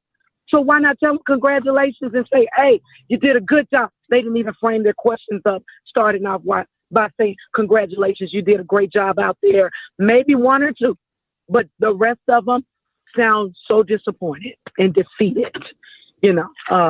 But they built their platforms up off Coach Parkman. He's no longer there in the HBCU world. So now what are we going to do? Make a shift? Well, I mean, what are they going to do now? Well, I'll tell you this. I got to push back on you once again. HBCU game, they've been around since 2010. Now, this is the only thing this is the only critique I'll give about HBCU game day. The same energy with all that Uncle Neely interviews and all that Jackson State stuff. I feel if your name is HBCU game day, you should have been doing that for all the SWAC or trying to have different segments for different schools. That's my only pushback. That's my only pushback from HBCU game day. They was doing a lot of DEION nutsack defending as well. So that's my pushback on HBCU game day. But they've been around since 2010. You know, Stephen Gaither and them, they built that thing and they've capitalized on DEION just like everybody else. So there's no hate on that aspect. My only issue with what HBCU game day did was they literally had a Jackson State segment. And I'm like, bro, like you couldn't give a MEAC segment. You couldn't give, you know, Southern, you couldn't give a Southern segment. You couldn't give the same. I just wanted the same energy they gave Neely, formerly known as the pregame show. They gave him his own segment, and they never did that about anything else when it comes to the SWAC or HBCU or D2 or anything like that. Like Stephen Gaither from Winston-Salem State, they don't even have a segment. Like they don't have a Winston State segment. You know, like it's just like stuff like that bothering me. So that's my only pushback with HBCU game day. They're a staple. They're Godfather. They're what everybody kind of wants to be in this space. So I gotta give them all credence to that. But that will be my only pushback for that. Scotty, how do you feel about MEAC? They have people leaving, right? They only have 6 teams, and so we got to remember we're not with. To me, it's like apples and oranges. The commissioner should do a better job at leveling the playing field. I don't know how that can happen, right? But you're only playing 16. They may play some money games. I don't know. But at the end of the day, an undefeated SWAC title, that spoke volumes for the SWAC. And to say that he had everybody from the MEAC on the sideline, that's awesome. That was awesome support coming from the MEAC. The SWAC has a lot of work to do when it comes to supporting each other. That's fair. That's fair. I think that needs to happen. But thank you, Ms. Angela. I appreciate the call. All right, guys, listen, I'm going to get to these callers. Hey, okay, this is what I'm going to do. I'm going to go 0534. Then I'm going to go JB. Then I'm going to go Rocky. And then I'm going to go down from there. All right, so 0534, JB, I'm coming to you. Then I'm going to Rocky, and then I'm going to finish off the rest of the callers as well, all right? If you're a member, put your chat. If you're a member, I know Rocky, I know you're a member. JB, I know you're a member, all right? But the rest of you guys, if I didn't call your name, if your number, if you're a member, put your in the chat. 0534 coming to you. Hey, calling you live. Yeah, hey, this Morris, man, from Birmingham. Talk to me. All right. I was just listening to the last call, and the last call was like, why is the level not even? Because you don't invest in it. You know you don't. Black folk want to act like they want to invest in it, but they don't. But you invest in Michael Jordan. You invest in buying liquor. You invest in buying your weave or your hair. One thing I respect about white folks, they put their money where they respected it. That's why Tennessee has way more money than Alabama State, Alabama A&M. Because white folk go back and invest in their schools. Hold on. As they should. Hold on. Let me slow you down. Are these the same? Okay, let's keep it a whole buck though. Are these the same white people? Yeah, I'm gonna keep it a buck with you. Are these the same white people that are in the positions of power in politics to dictate how much money is getting funded to the institutions? Are those the same Tennessee politicians that asked the Miss Glover from Tennessee State, oh, what are you guys doing differently to get black students to come to your school? Are these the same white politicians that have over decades underfunded black institutions? Are these the same are these the same white people you're talking about? Are these the same white people that have underfunded these institutions for over $500 million, over $1 billion? Like, listen, man, it's real. You can't. I mean, yeah, of course it's been racism. Hold on. Of course it's been racism. Hold on. Go ahead. But what you cannot do is you can't isolate, oh, white people like to do this, and then not isolate that white people also like to fuck over black people. Like, you can't have, okay. So when you make a statement like that, you got to give both sides of the coin. Because when you isolate something and people hear you only isolate something, they then think that you're against also the other atrocities that have also happened by the same white people that you are bigging up on this channel. But go ahead. No. I'm not bigging up. I'm just saying I see how they operate, which has been racism. Of course it's been racism. But now we should be going to the table saying, listen, every dollar you put in Tennessee should be every dollar you put in Tennessee State. Or every dollar you put in Alabama, you should put in A&M. That's what I'm saying. If they put in, you match dollar for dollar. That's what you got your politicians. That's what they supposed to do. Whenever you got a black politician, they do the opposite. They want to go on their own little adventure. You got to put the money where the money needs to go. If you want to match white dollars for white dollars, you have to match it. And then you got to tell your children, listen, instead of going to Auburn or Alabama, let's go to Alabama State, A&M. Let's go there. You see what I'm saying? Them same black kids can go to Alabama State and win a championship. But you know, the white folks respect the NCAA because it's there. And they don't respect the national championship of the NCAA before they respect the championship of Alabama State or SWAC. That's just how they operate. That's just them.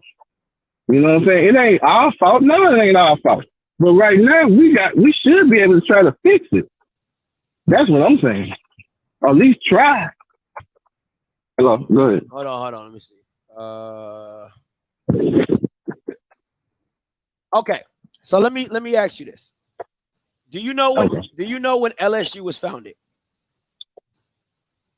No. All right.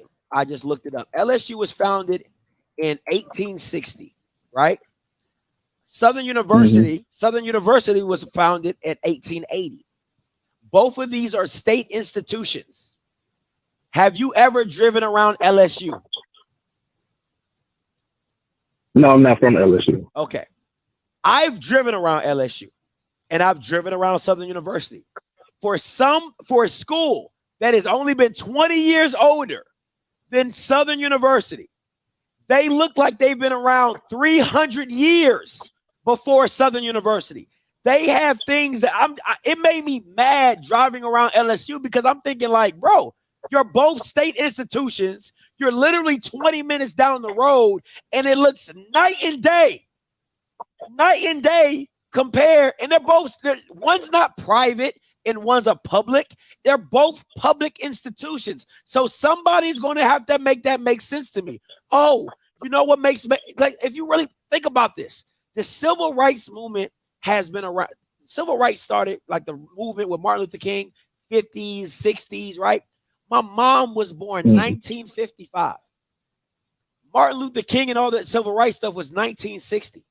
So anything like anything new car, new game system, new anything, you always got to give it a couple years to get the kinks out.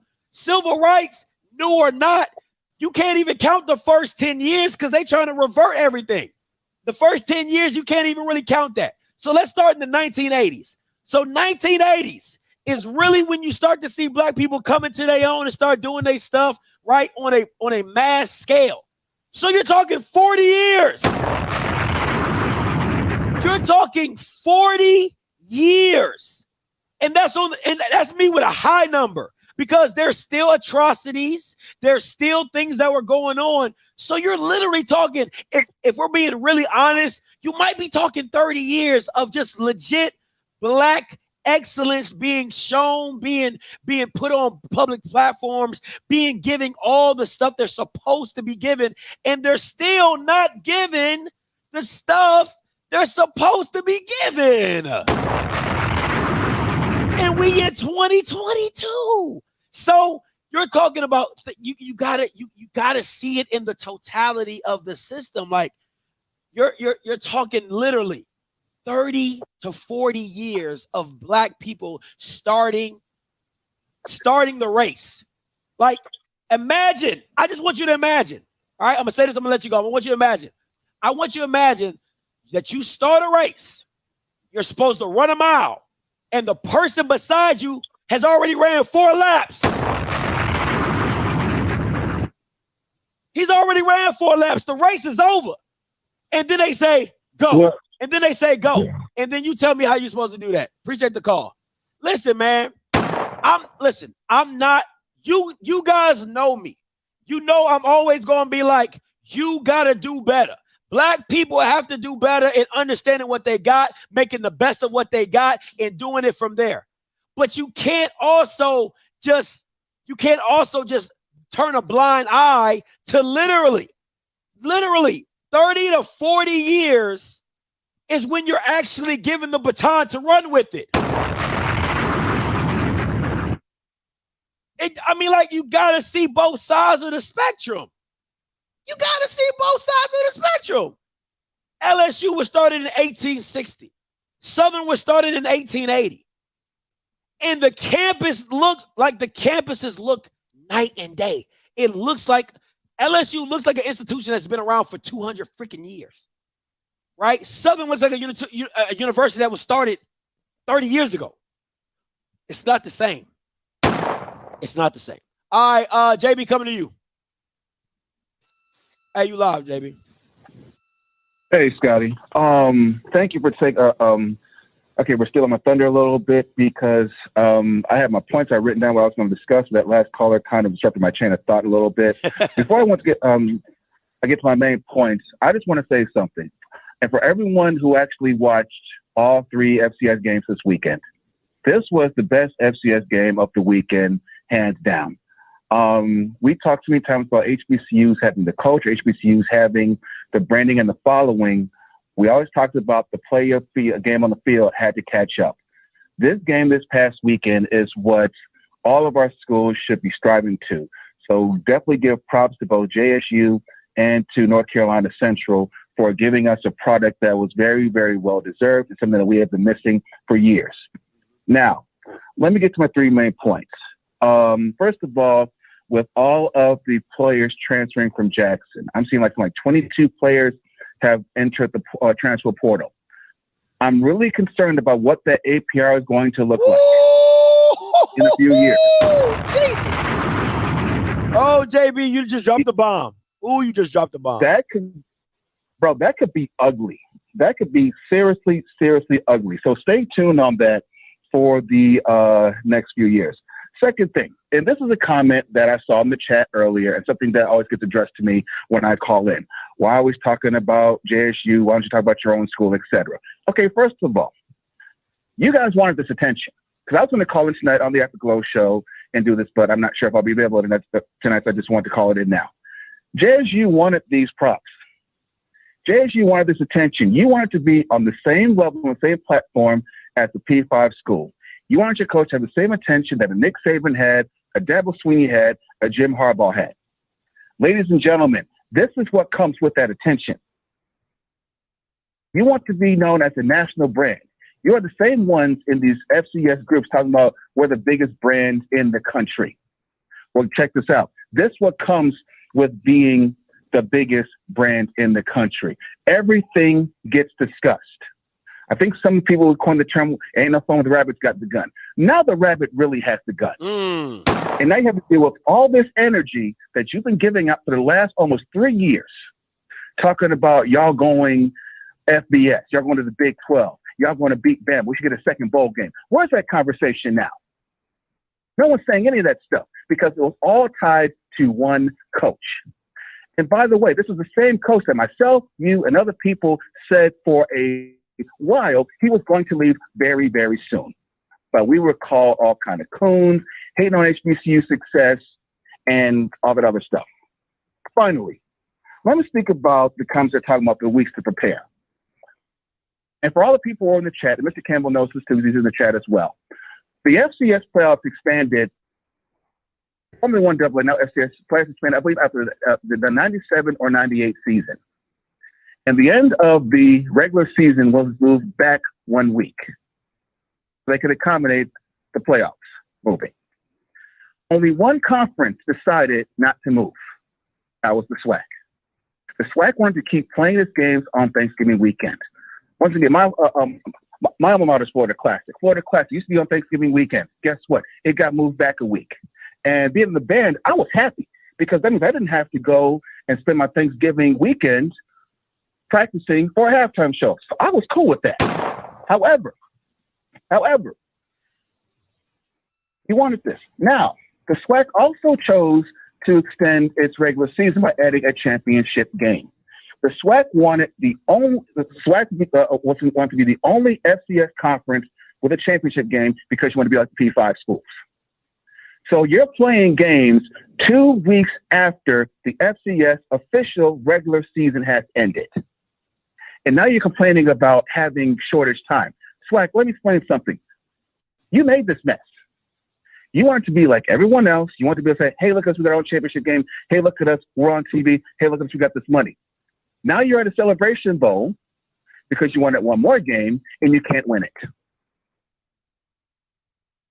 We haven't even gotten into the scheduling that the SWAC does. And matter of fact, for those who watched the game, Jay and Tiffany even addressed the SWAC's schedule, the SWAC and JSU's week schedule. It came up in a discussion. But we don't want to talk about that part, though. We wanted to have that discussion. So now it's okay, what can we do to get better? We keep saying, take things seriously. You want the spotlight. You want to make money moves. Ladies and gentlemen, this comes with making money moves. You want the cup the week off to prepare for your postseason game because you wanted the conference championship, because you wanted eyes on the screen, because you wanted that exposure. And for the last several years, the SWAC championship game has been trash to watch. But we don't want to talk about that. We're not talking about the style of play. We want all these things. We want all these eyeballs looking at us. And look at everything else you're getting because of it. And Scotty, you did questions about the Bayou Classic, about how the contract's written up. So once again, we're getting all these other games being created. We're creating a SWAC challenge that they screwed up the year before. How's all this stuff going to work? If the SWAC wants to win these games, how about you start looking things from an actual football perspective, not just the cash? Now, look, I get it. The cash is important. We all need it. But let's actually take football seriously for once. How do we do that? All right, if we're capable of doing that. All right, JB, you got to land your plane. Plane just landed, bro. I pulled into the tarmac right now. I'm actually just leaving first class. All right, bro. Appreciate it. All right, man. You gotta let my man JB rock, bro. He be dropping some gems, but you gotta listen. I know a lot of people are like, oh, he's ranting and raving, but there's a message to the madness. All right, there's always a method to the madness for my boy JB. Rocky, coming to you now. You ain't gotta really listen deeply to Rocky. Rocky gonna give you some entertaining information.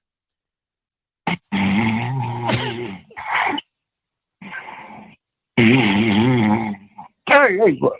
Wow, hey, really, Rocky? Is that you, Scott? Really, Rocky? Wow. Is that you, Scotty? No, man.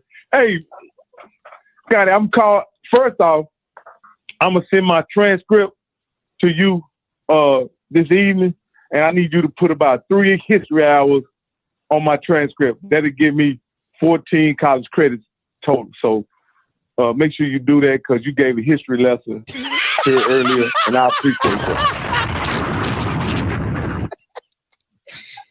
Oh, I can't stand you. Oh, I can't stand you. Yeah. But no, man. But Scott, you did a great job. I'm really looking forward to the day when we can have either a conversation about football or a conversation about what Jackson State is going to look like in the SWAC or in football. Because everybody want to talk about the prime effect The prime era is over, man. Let's move forward. And if we're gonna talk about the prime era, let's talk about it in a way that illuminates the contribution of Deion Sanders and the prime effect. Meaning that there are some negatives. Don't get me wrong. There are some negatives, but there are tremendous positives that you can point out. And though he didn't win a championship, he didn't win the Black National Championship, that will always be part of his legacy, right? Yeah. But I look at his introduction into the SWAC and into college football almost in the same vein that I look at the Fab Five's impact on the culture as well. Ooh, and y'all may not know who the Fab Five is, but they're a group of 5 freshmen who went to the University of Michigan, and they literally changed what we thought about college basketball. And they brought the hood to college basketball, so to speak, and it changed the expectations, and it gave the hood a team to root for.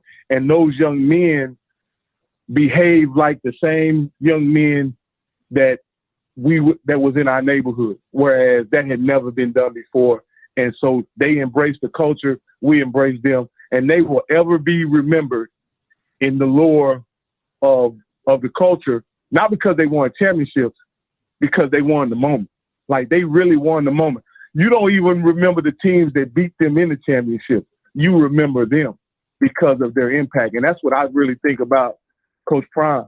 We're going to remember Coach Prime's impact. We may not remember him losing to North Central or South Carolina State, but we're going to remember Prime, and we're going to remember Travis Hunter and Shiloh and Shador and all the personalities that made up the Prime era. That's good. And I think that's what should be celebrated. That's good in this moment.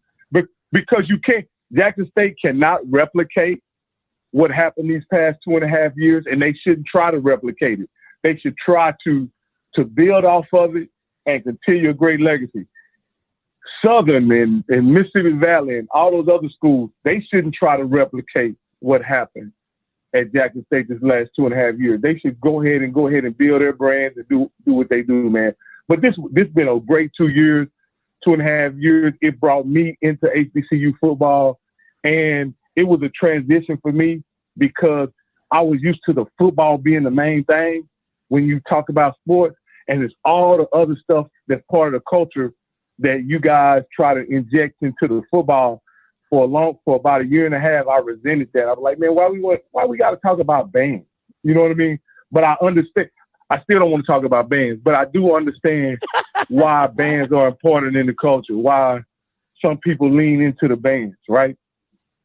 And that's also the reason why let's stop comparing what happens in HBCU sports to what's happening in P5 and other sports. Let's appreciate HBCU sports for what they truly are and support them in the way that they deserve, man. Because each time you end up doing what the dude that brought up white people in this conversation a few callers ago, there's a history and a legacy behind why HBCUs are in the situation they're in, and there's a history and a legacy behind why LSU and those other schools are in the situation they're in. And you can't, we're not starting at the same place. Like, HBCUs had a specific mission to educate Black men and women, Black professionals. And they've done a tremendous job of that, right? These schools was not formed so they could play football. That's not why they were formed, even though that's what we do. That's what they do now. But at the end of the day, appreciate HBCUs for what they are and enjoy the culture that they offer. And let's quit the comparison and the prime hate, man. I'm out. I appreciate it, Rock. Appreciate it. Oh, listen. Oh, that is gold. Hey, listen, bro. That is gold. Quincy, that's gold, bro. That is a shirt. That's a shirt. That's getting made today. That is getting made today. That is a oh my God, boy. Hey, Hey, Quincy, you just started a trend. Hey, Quincy, you have just started a trend. Hey, that's being a leader. That's being a leader. That's being a change maker right there, boy. That's gold. That was gold. That was funny. 5531 coming to you. Hey, calling you live. Hey, Offscript, how you doing today? This is KD from Atlanta. What's up, KD? Talk to me. Hey, man, the first thing I want to do is just say that, man, since I've been following you, everything that you said to this point, man, was true. I have to admit, at times I thought that maybe you were going a little too hard on DEION and even his kids, even Shador and Shiloh. But I realized this weekend that you was right, man. And so, you know what I'm saying, I want to say that you was right. I have a question for you. Talk to me. I want to say first off, man, I had a chance to see Shiloh play up close for the first time at the Celebration Bowl. Man, you were not lying, yo. That boy can't cover.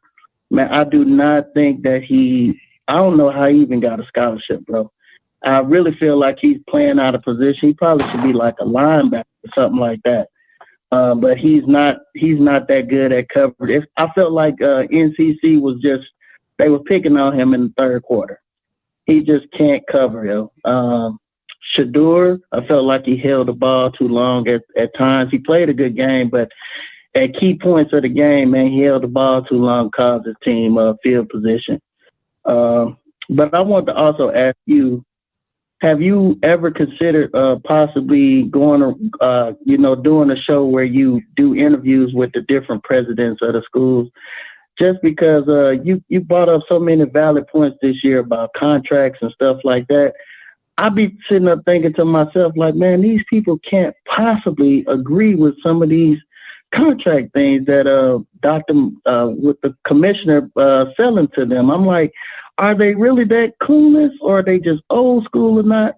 So I just wanted to get your opinion on that, man. I appreciate your show and continue to follow, but if you could provide me some feedback on that, man, greatly appreciate it, and keep doing what you're doing, bro. Hey, appreciate it, man. Listen, man, I don't know what else I can keep saying about the commissioner.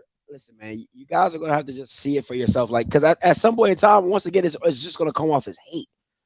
I keep trying to all I literally try to do is put it out in front of you guys, and however you guys digest it, however you guys consume it, is on you.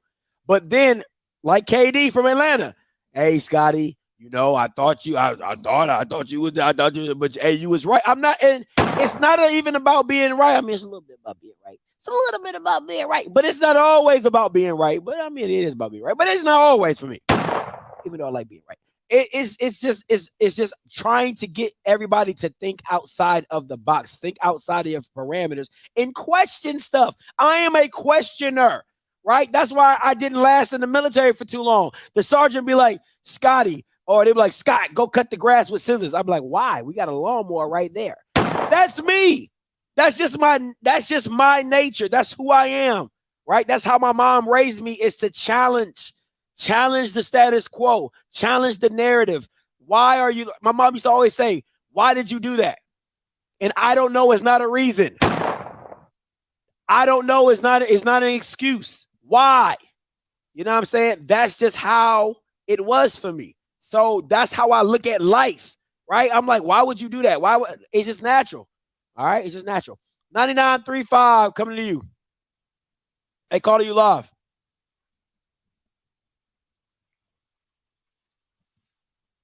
All right. Now you're not live. All right, I'm going to take three more callers. I'm going to go 11, 15. I'm going to go. Okay, I'm going to take these last four callers. I'm going to just take these last four callers. 48, 43, 11, 15, 77, 10, and 82, 10. That's it. Anybody else after these, you're getting hung up on. 48, 43 coming to you.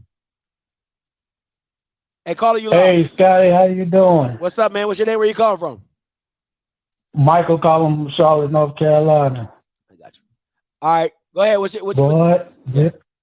I went back and watched your show after the Jackson State loss. Yes, sir. And you was a damn fool. That's how I do it.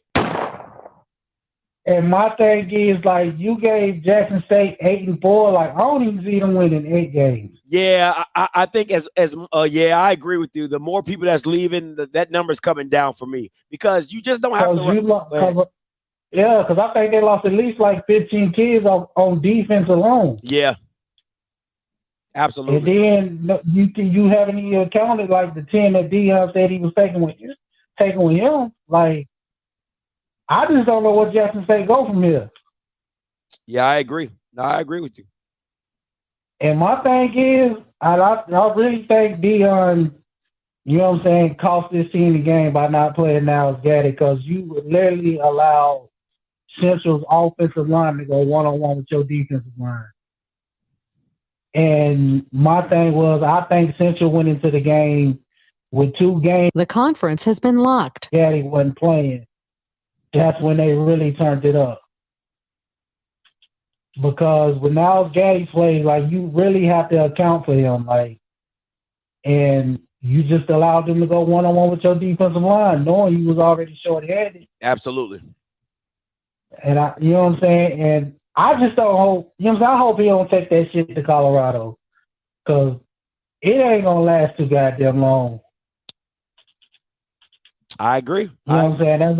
That's all I got, though. Hey, no problem. Thank you so much, sir. No problem. All right, listen, guys, I've been on here for 2 hours. I got kids here. You know what I'm saying? My kids here for the weekend. I mean, for holidays. I got, listen, I can't have them out here running willy-nilly on a key all wild and crazy. All right, Book, I'm gonna take you last, Book. All right, so you gonna close it out. 7710 coming to you. I calling you live. All right, now you're not live. 8210 coming to you. Hey, calling you live. How's it going, Scotty? How's it going? What's good? What's your name? Where you calling from? And this is John. I'm calling from LA. What's up, John? From LA in California. Talk to me. Yes, sir. I just want to make a quick response to because I tried to call in on Saturday after the game, after the Celebration Bowl. Yes, sir. About how the MEAC has such an advantage on the SWAC teams.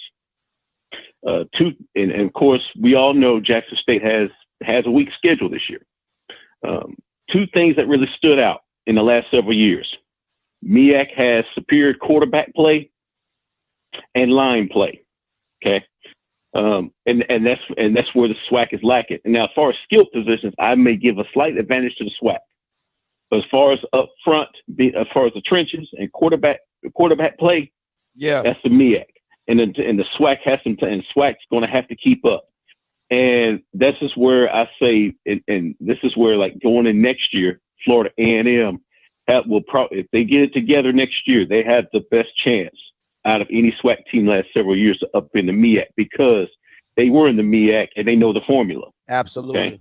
So, and that is that. Now, in some of there was a couple of things that I noticed in the game and I knew this when I watched the game, and I knew this going in. First thing I said to myself, if North Carolina Central was able to throw the ball downfield and put Shiloh in pass coverage situations, that's where they have the advantage, and they can exploit that, and they did.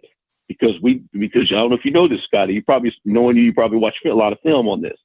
When Shiloh gets in pass coverage situations, he gets beat about 90% of the time. Yeah, he's bad. And somehow, some way, either he gets beat or there's a penalty on him. If he brings that to Colorado, it's not going to be pretty. Okay, because in the Pac-12 they have elite receivers, especially those from USC, USC, UCLA, Oregon, Washington State. I'm not UW, especially if Michael Penix come back. So they can't play that type of ball out here out west. They can't do that. So, and like I said, those are the things that really stood out. Now, as far as NYLES GADDY being late 1 minute, that's with the national championship on the line. 1 minute, come on now. And I wondered that could have led to the other guys like Big Country, True Thompson, and those guys decide to sit out in It could be, but we can't just, and that's just pure speculation. And the last thing I want to, and there's two more things I want to cover. And I did learn about Travis Hunter hitting the portal. I'm kind of hesitant to say this, but I'm gonna have to. Be on the lookout for Southern Cal making a strong push for Travis Hunter. Ooh. If it comes down to NIL money, and I know there's some out there in the chat and in social media saying Georgia, Miami. If it comes down to NIL, y'all. Southern Cal has the deepest pockets as far as NIL money. And if you really sit back and think about it, Lincoln Riley will allow him to play both ways. Okay, playing an elite offense. Caleb is coming back. They need DB. They need a corner immediately. And also, if Travis does not go to Colorado, which I wouldn't be surprised, it will be the weather. It's playing in cold weather majority of the year is a monster. It is a monster. So those few things, it looks good. It looks good for Travis in the best interest of his future. And also, Shadur will be a junior this coming up. He'll be a junior coming up. We all know he's going to go in the draft after his junior year. He's not. That means he only have one more year to play with Shadur. He's not so making that. After that, he's not making that jump. He's not? Okay. Nah, he won't. Okay. He won't make that jump. So he would literally have to have a Caleb Williams type season or Bo Nix type season to make that jump. I don't believe he's going to have that season, so he's definitely not making that jump his junior year. Okay. And I can see that too, Scotty, because coming from SWAC to Pac-12, it's a different speed. He's going to get used to that speed. It's different. It's a different speed, and the coaching's going to be a lot better. They're going to be able to scheme. They'll be able to exploit his weakness, which is he tends to hold the ball quite a bit, and they're going to scheme towards that. So yes, so then I'll have to.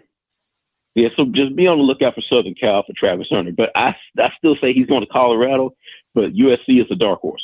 This is from what I know, and this is from the information I received this morning. I like that. And the last thing is, yes, sir.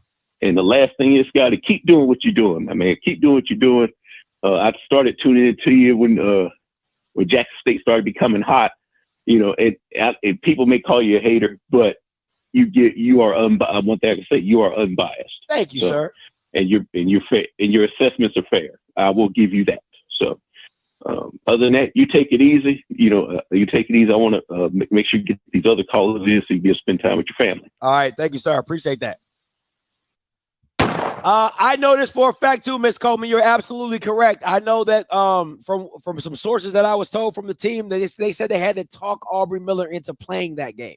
That he because of the situation with NYLES GADDY, he did not want to play. They talked him into playing. So DEION definitely was on the outs for that team defensively. Listen, guys, I'm trying to do a show. Please listen to me very closely. I'm trying to do a show, right? But I need you all's help. If you see any jokes or anything funny talked about Jackson State, can you please send them to my Instagram or Twitter? You can screenshot it. You're like, oh, I think this is funny. No videos. Well, yeah, tag me. If it's a video, tag me in the video. All right, tag me in the video. If it's like a tweet or anything from anybody, right, from anybody, please send it to my Twitter and Instagram at Offscript TV. You'll see my little cartoon like this. All right, send it. All right, I'm trying to do a show idea. I need you all's help. I can't scour the internet like all you people out there. I got over 800 people on here. All right. If each one of you Bamas just send one piece of content, I will be good to go. All right. So if you see anything funny, you see the video or anything, at me, take a screenshot. You can send it to my Twitter or Instagram. Please, please, please, please do that for me. All right. Yes, a national search for Jackson State jokes. I need them. All right. I need them. I need them. I need them. So send it to me as quick as possible. All right. Let me get to this person before. Now, I don't know what weed you smoking. But if you think Shedeur Sanders is a Heisman candidate his first year in the Pac-12, you smoking some good stuff. Or your mama dropped you on your head when you was a baby, so it ain't been up there all it ain't been there all together. All right? But you either done bumped your head, you was either born last night, or you smoking some stuff that nobody else is smoking. Because you crazy, you wildin'. All right? 1115 coming to you, 1115 coming to you, and then book coming to you. Hey, Scotty, how you doing? What's up, man? Talk to me. Hey, this is Mo Facts calling from Virginia. I found your show Saturday after the game, you know what I'm saying? And I'm a subscriber and I've been tuning in ever since. So very entertaining stuff. Thank you, sir. All right, so I'm going to start with the 3-week controversy in between the two conferences. As you know, football is a routine and a rhythm game, and it actually it kind of cancels out for the team that sits out for 3 weeks. You know what I'm saying? They coming in rusty. They haven't had any contact in 3 weeks other than hitting each other. So put that on like myth the rest. I want to start there. Second, I want to go to, do we not know who Deion Sanders is? This is Mr. Business Decision. You know, he left San Francisco to go to Dallas after winning with San Francisco. You feel what I'm saying? So loyalty is not his strong suit. And I don't know, like people haven't followed football. You know what I'm saying? So I don't know why they're surprised about that. And I want to go next to Deion Sanders necessarily didn't sell out, but he was bought off.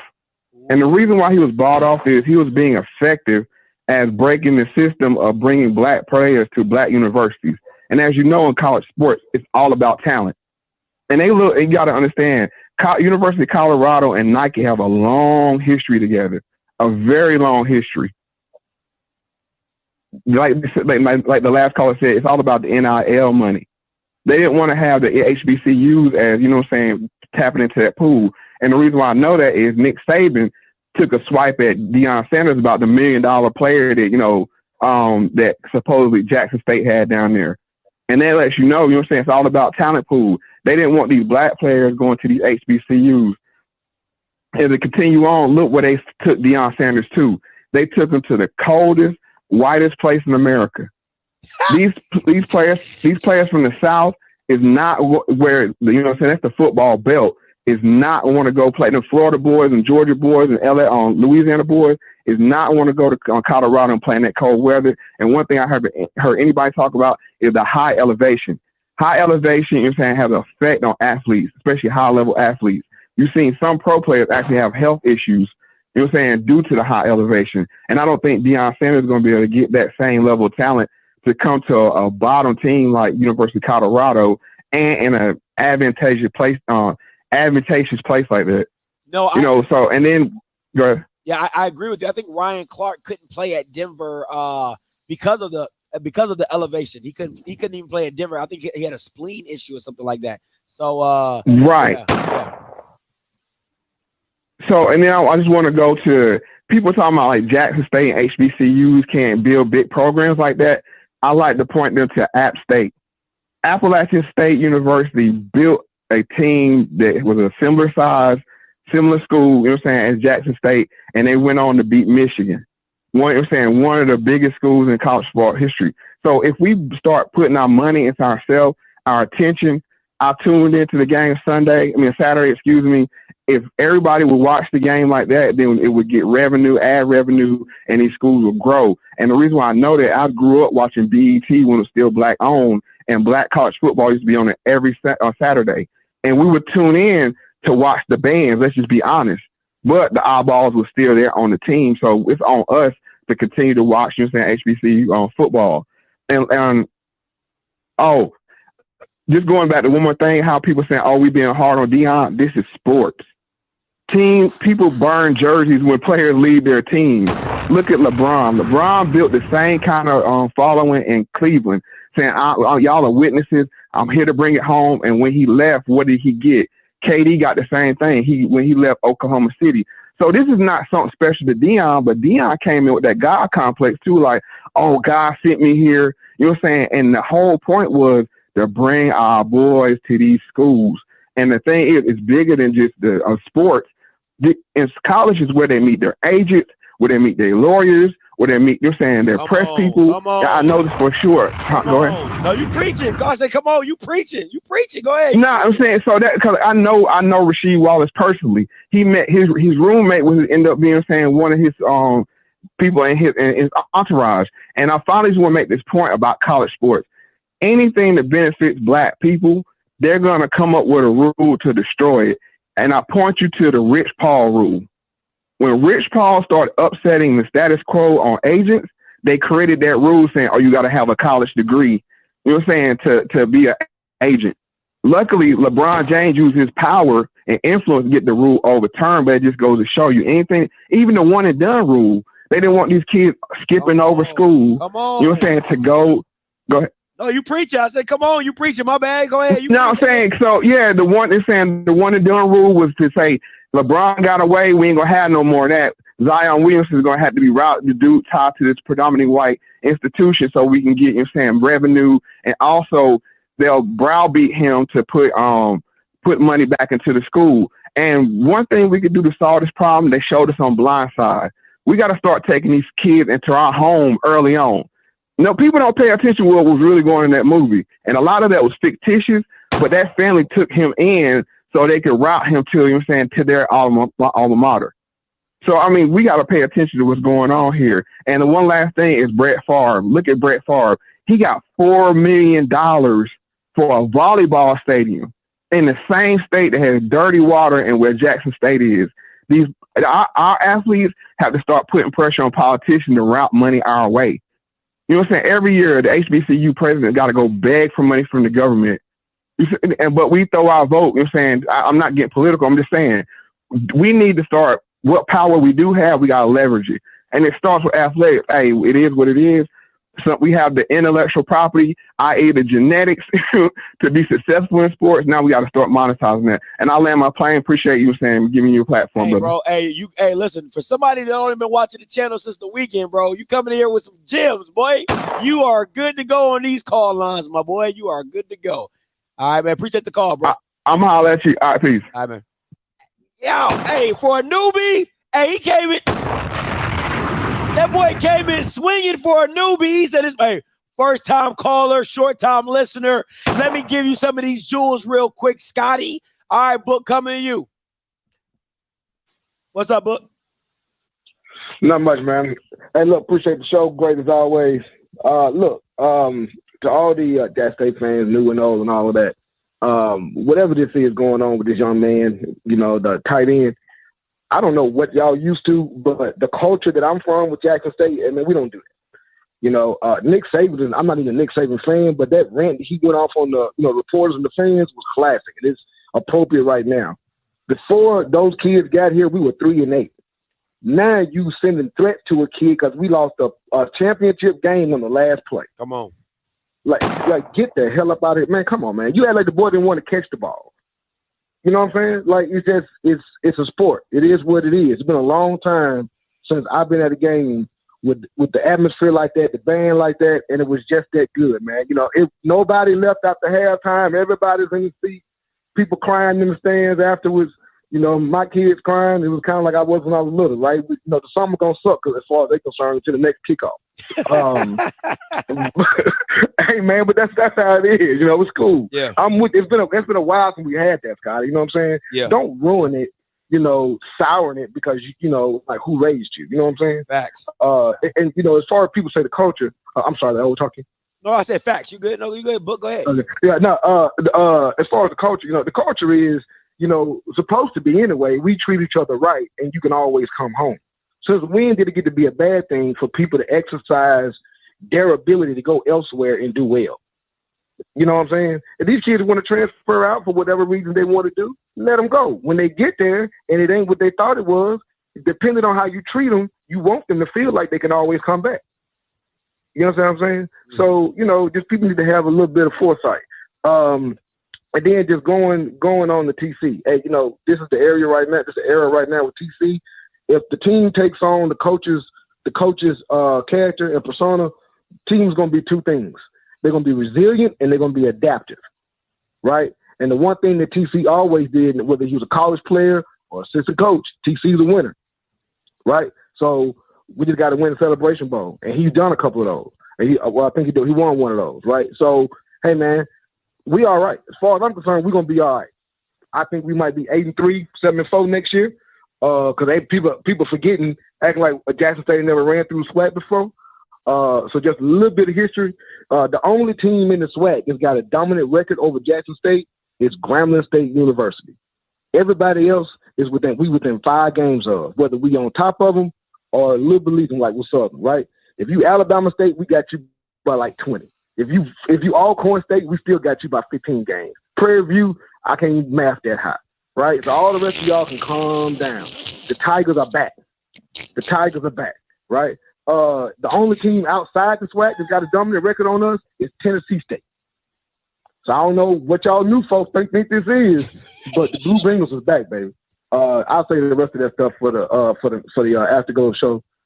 Scotty, appreciate it. I ain't call in directly after the game because it was too soon. I couldn't take it.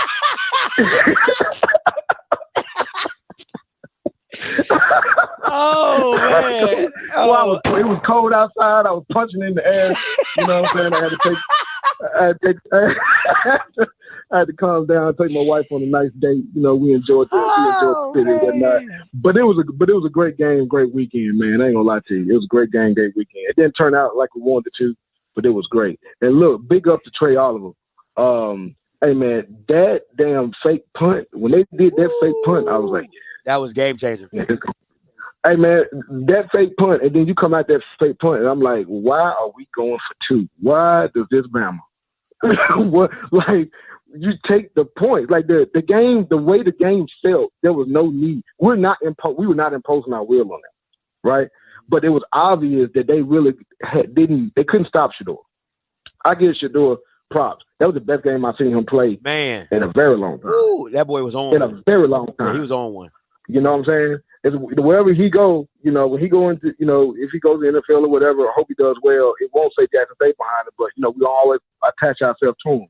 I'm be always proud he wore that Drake along with the rest of them. But he played his ass off that game. That sounds so bad. We gonna always attach ourselves to him.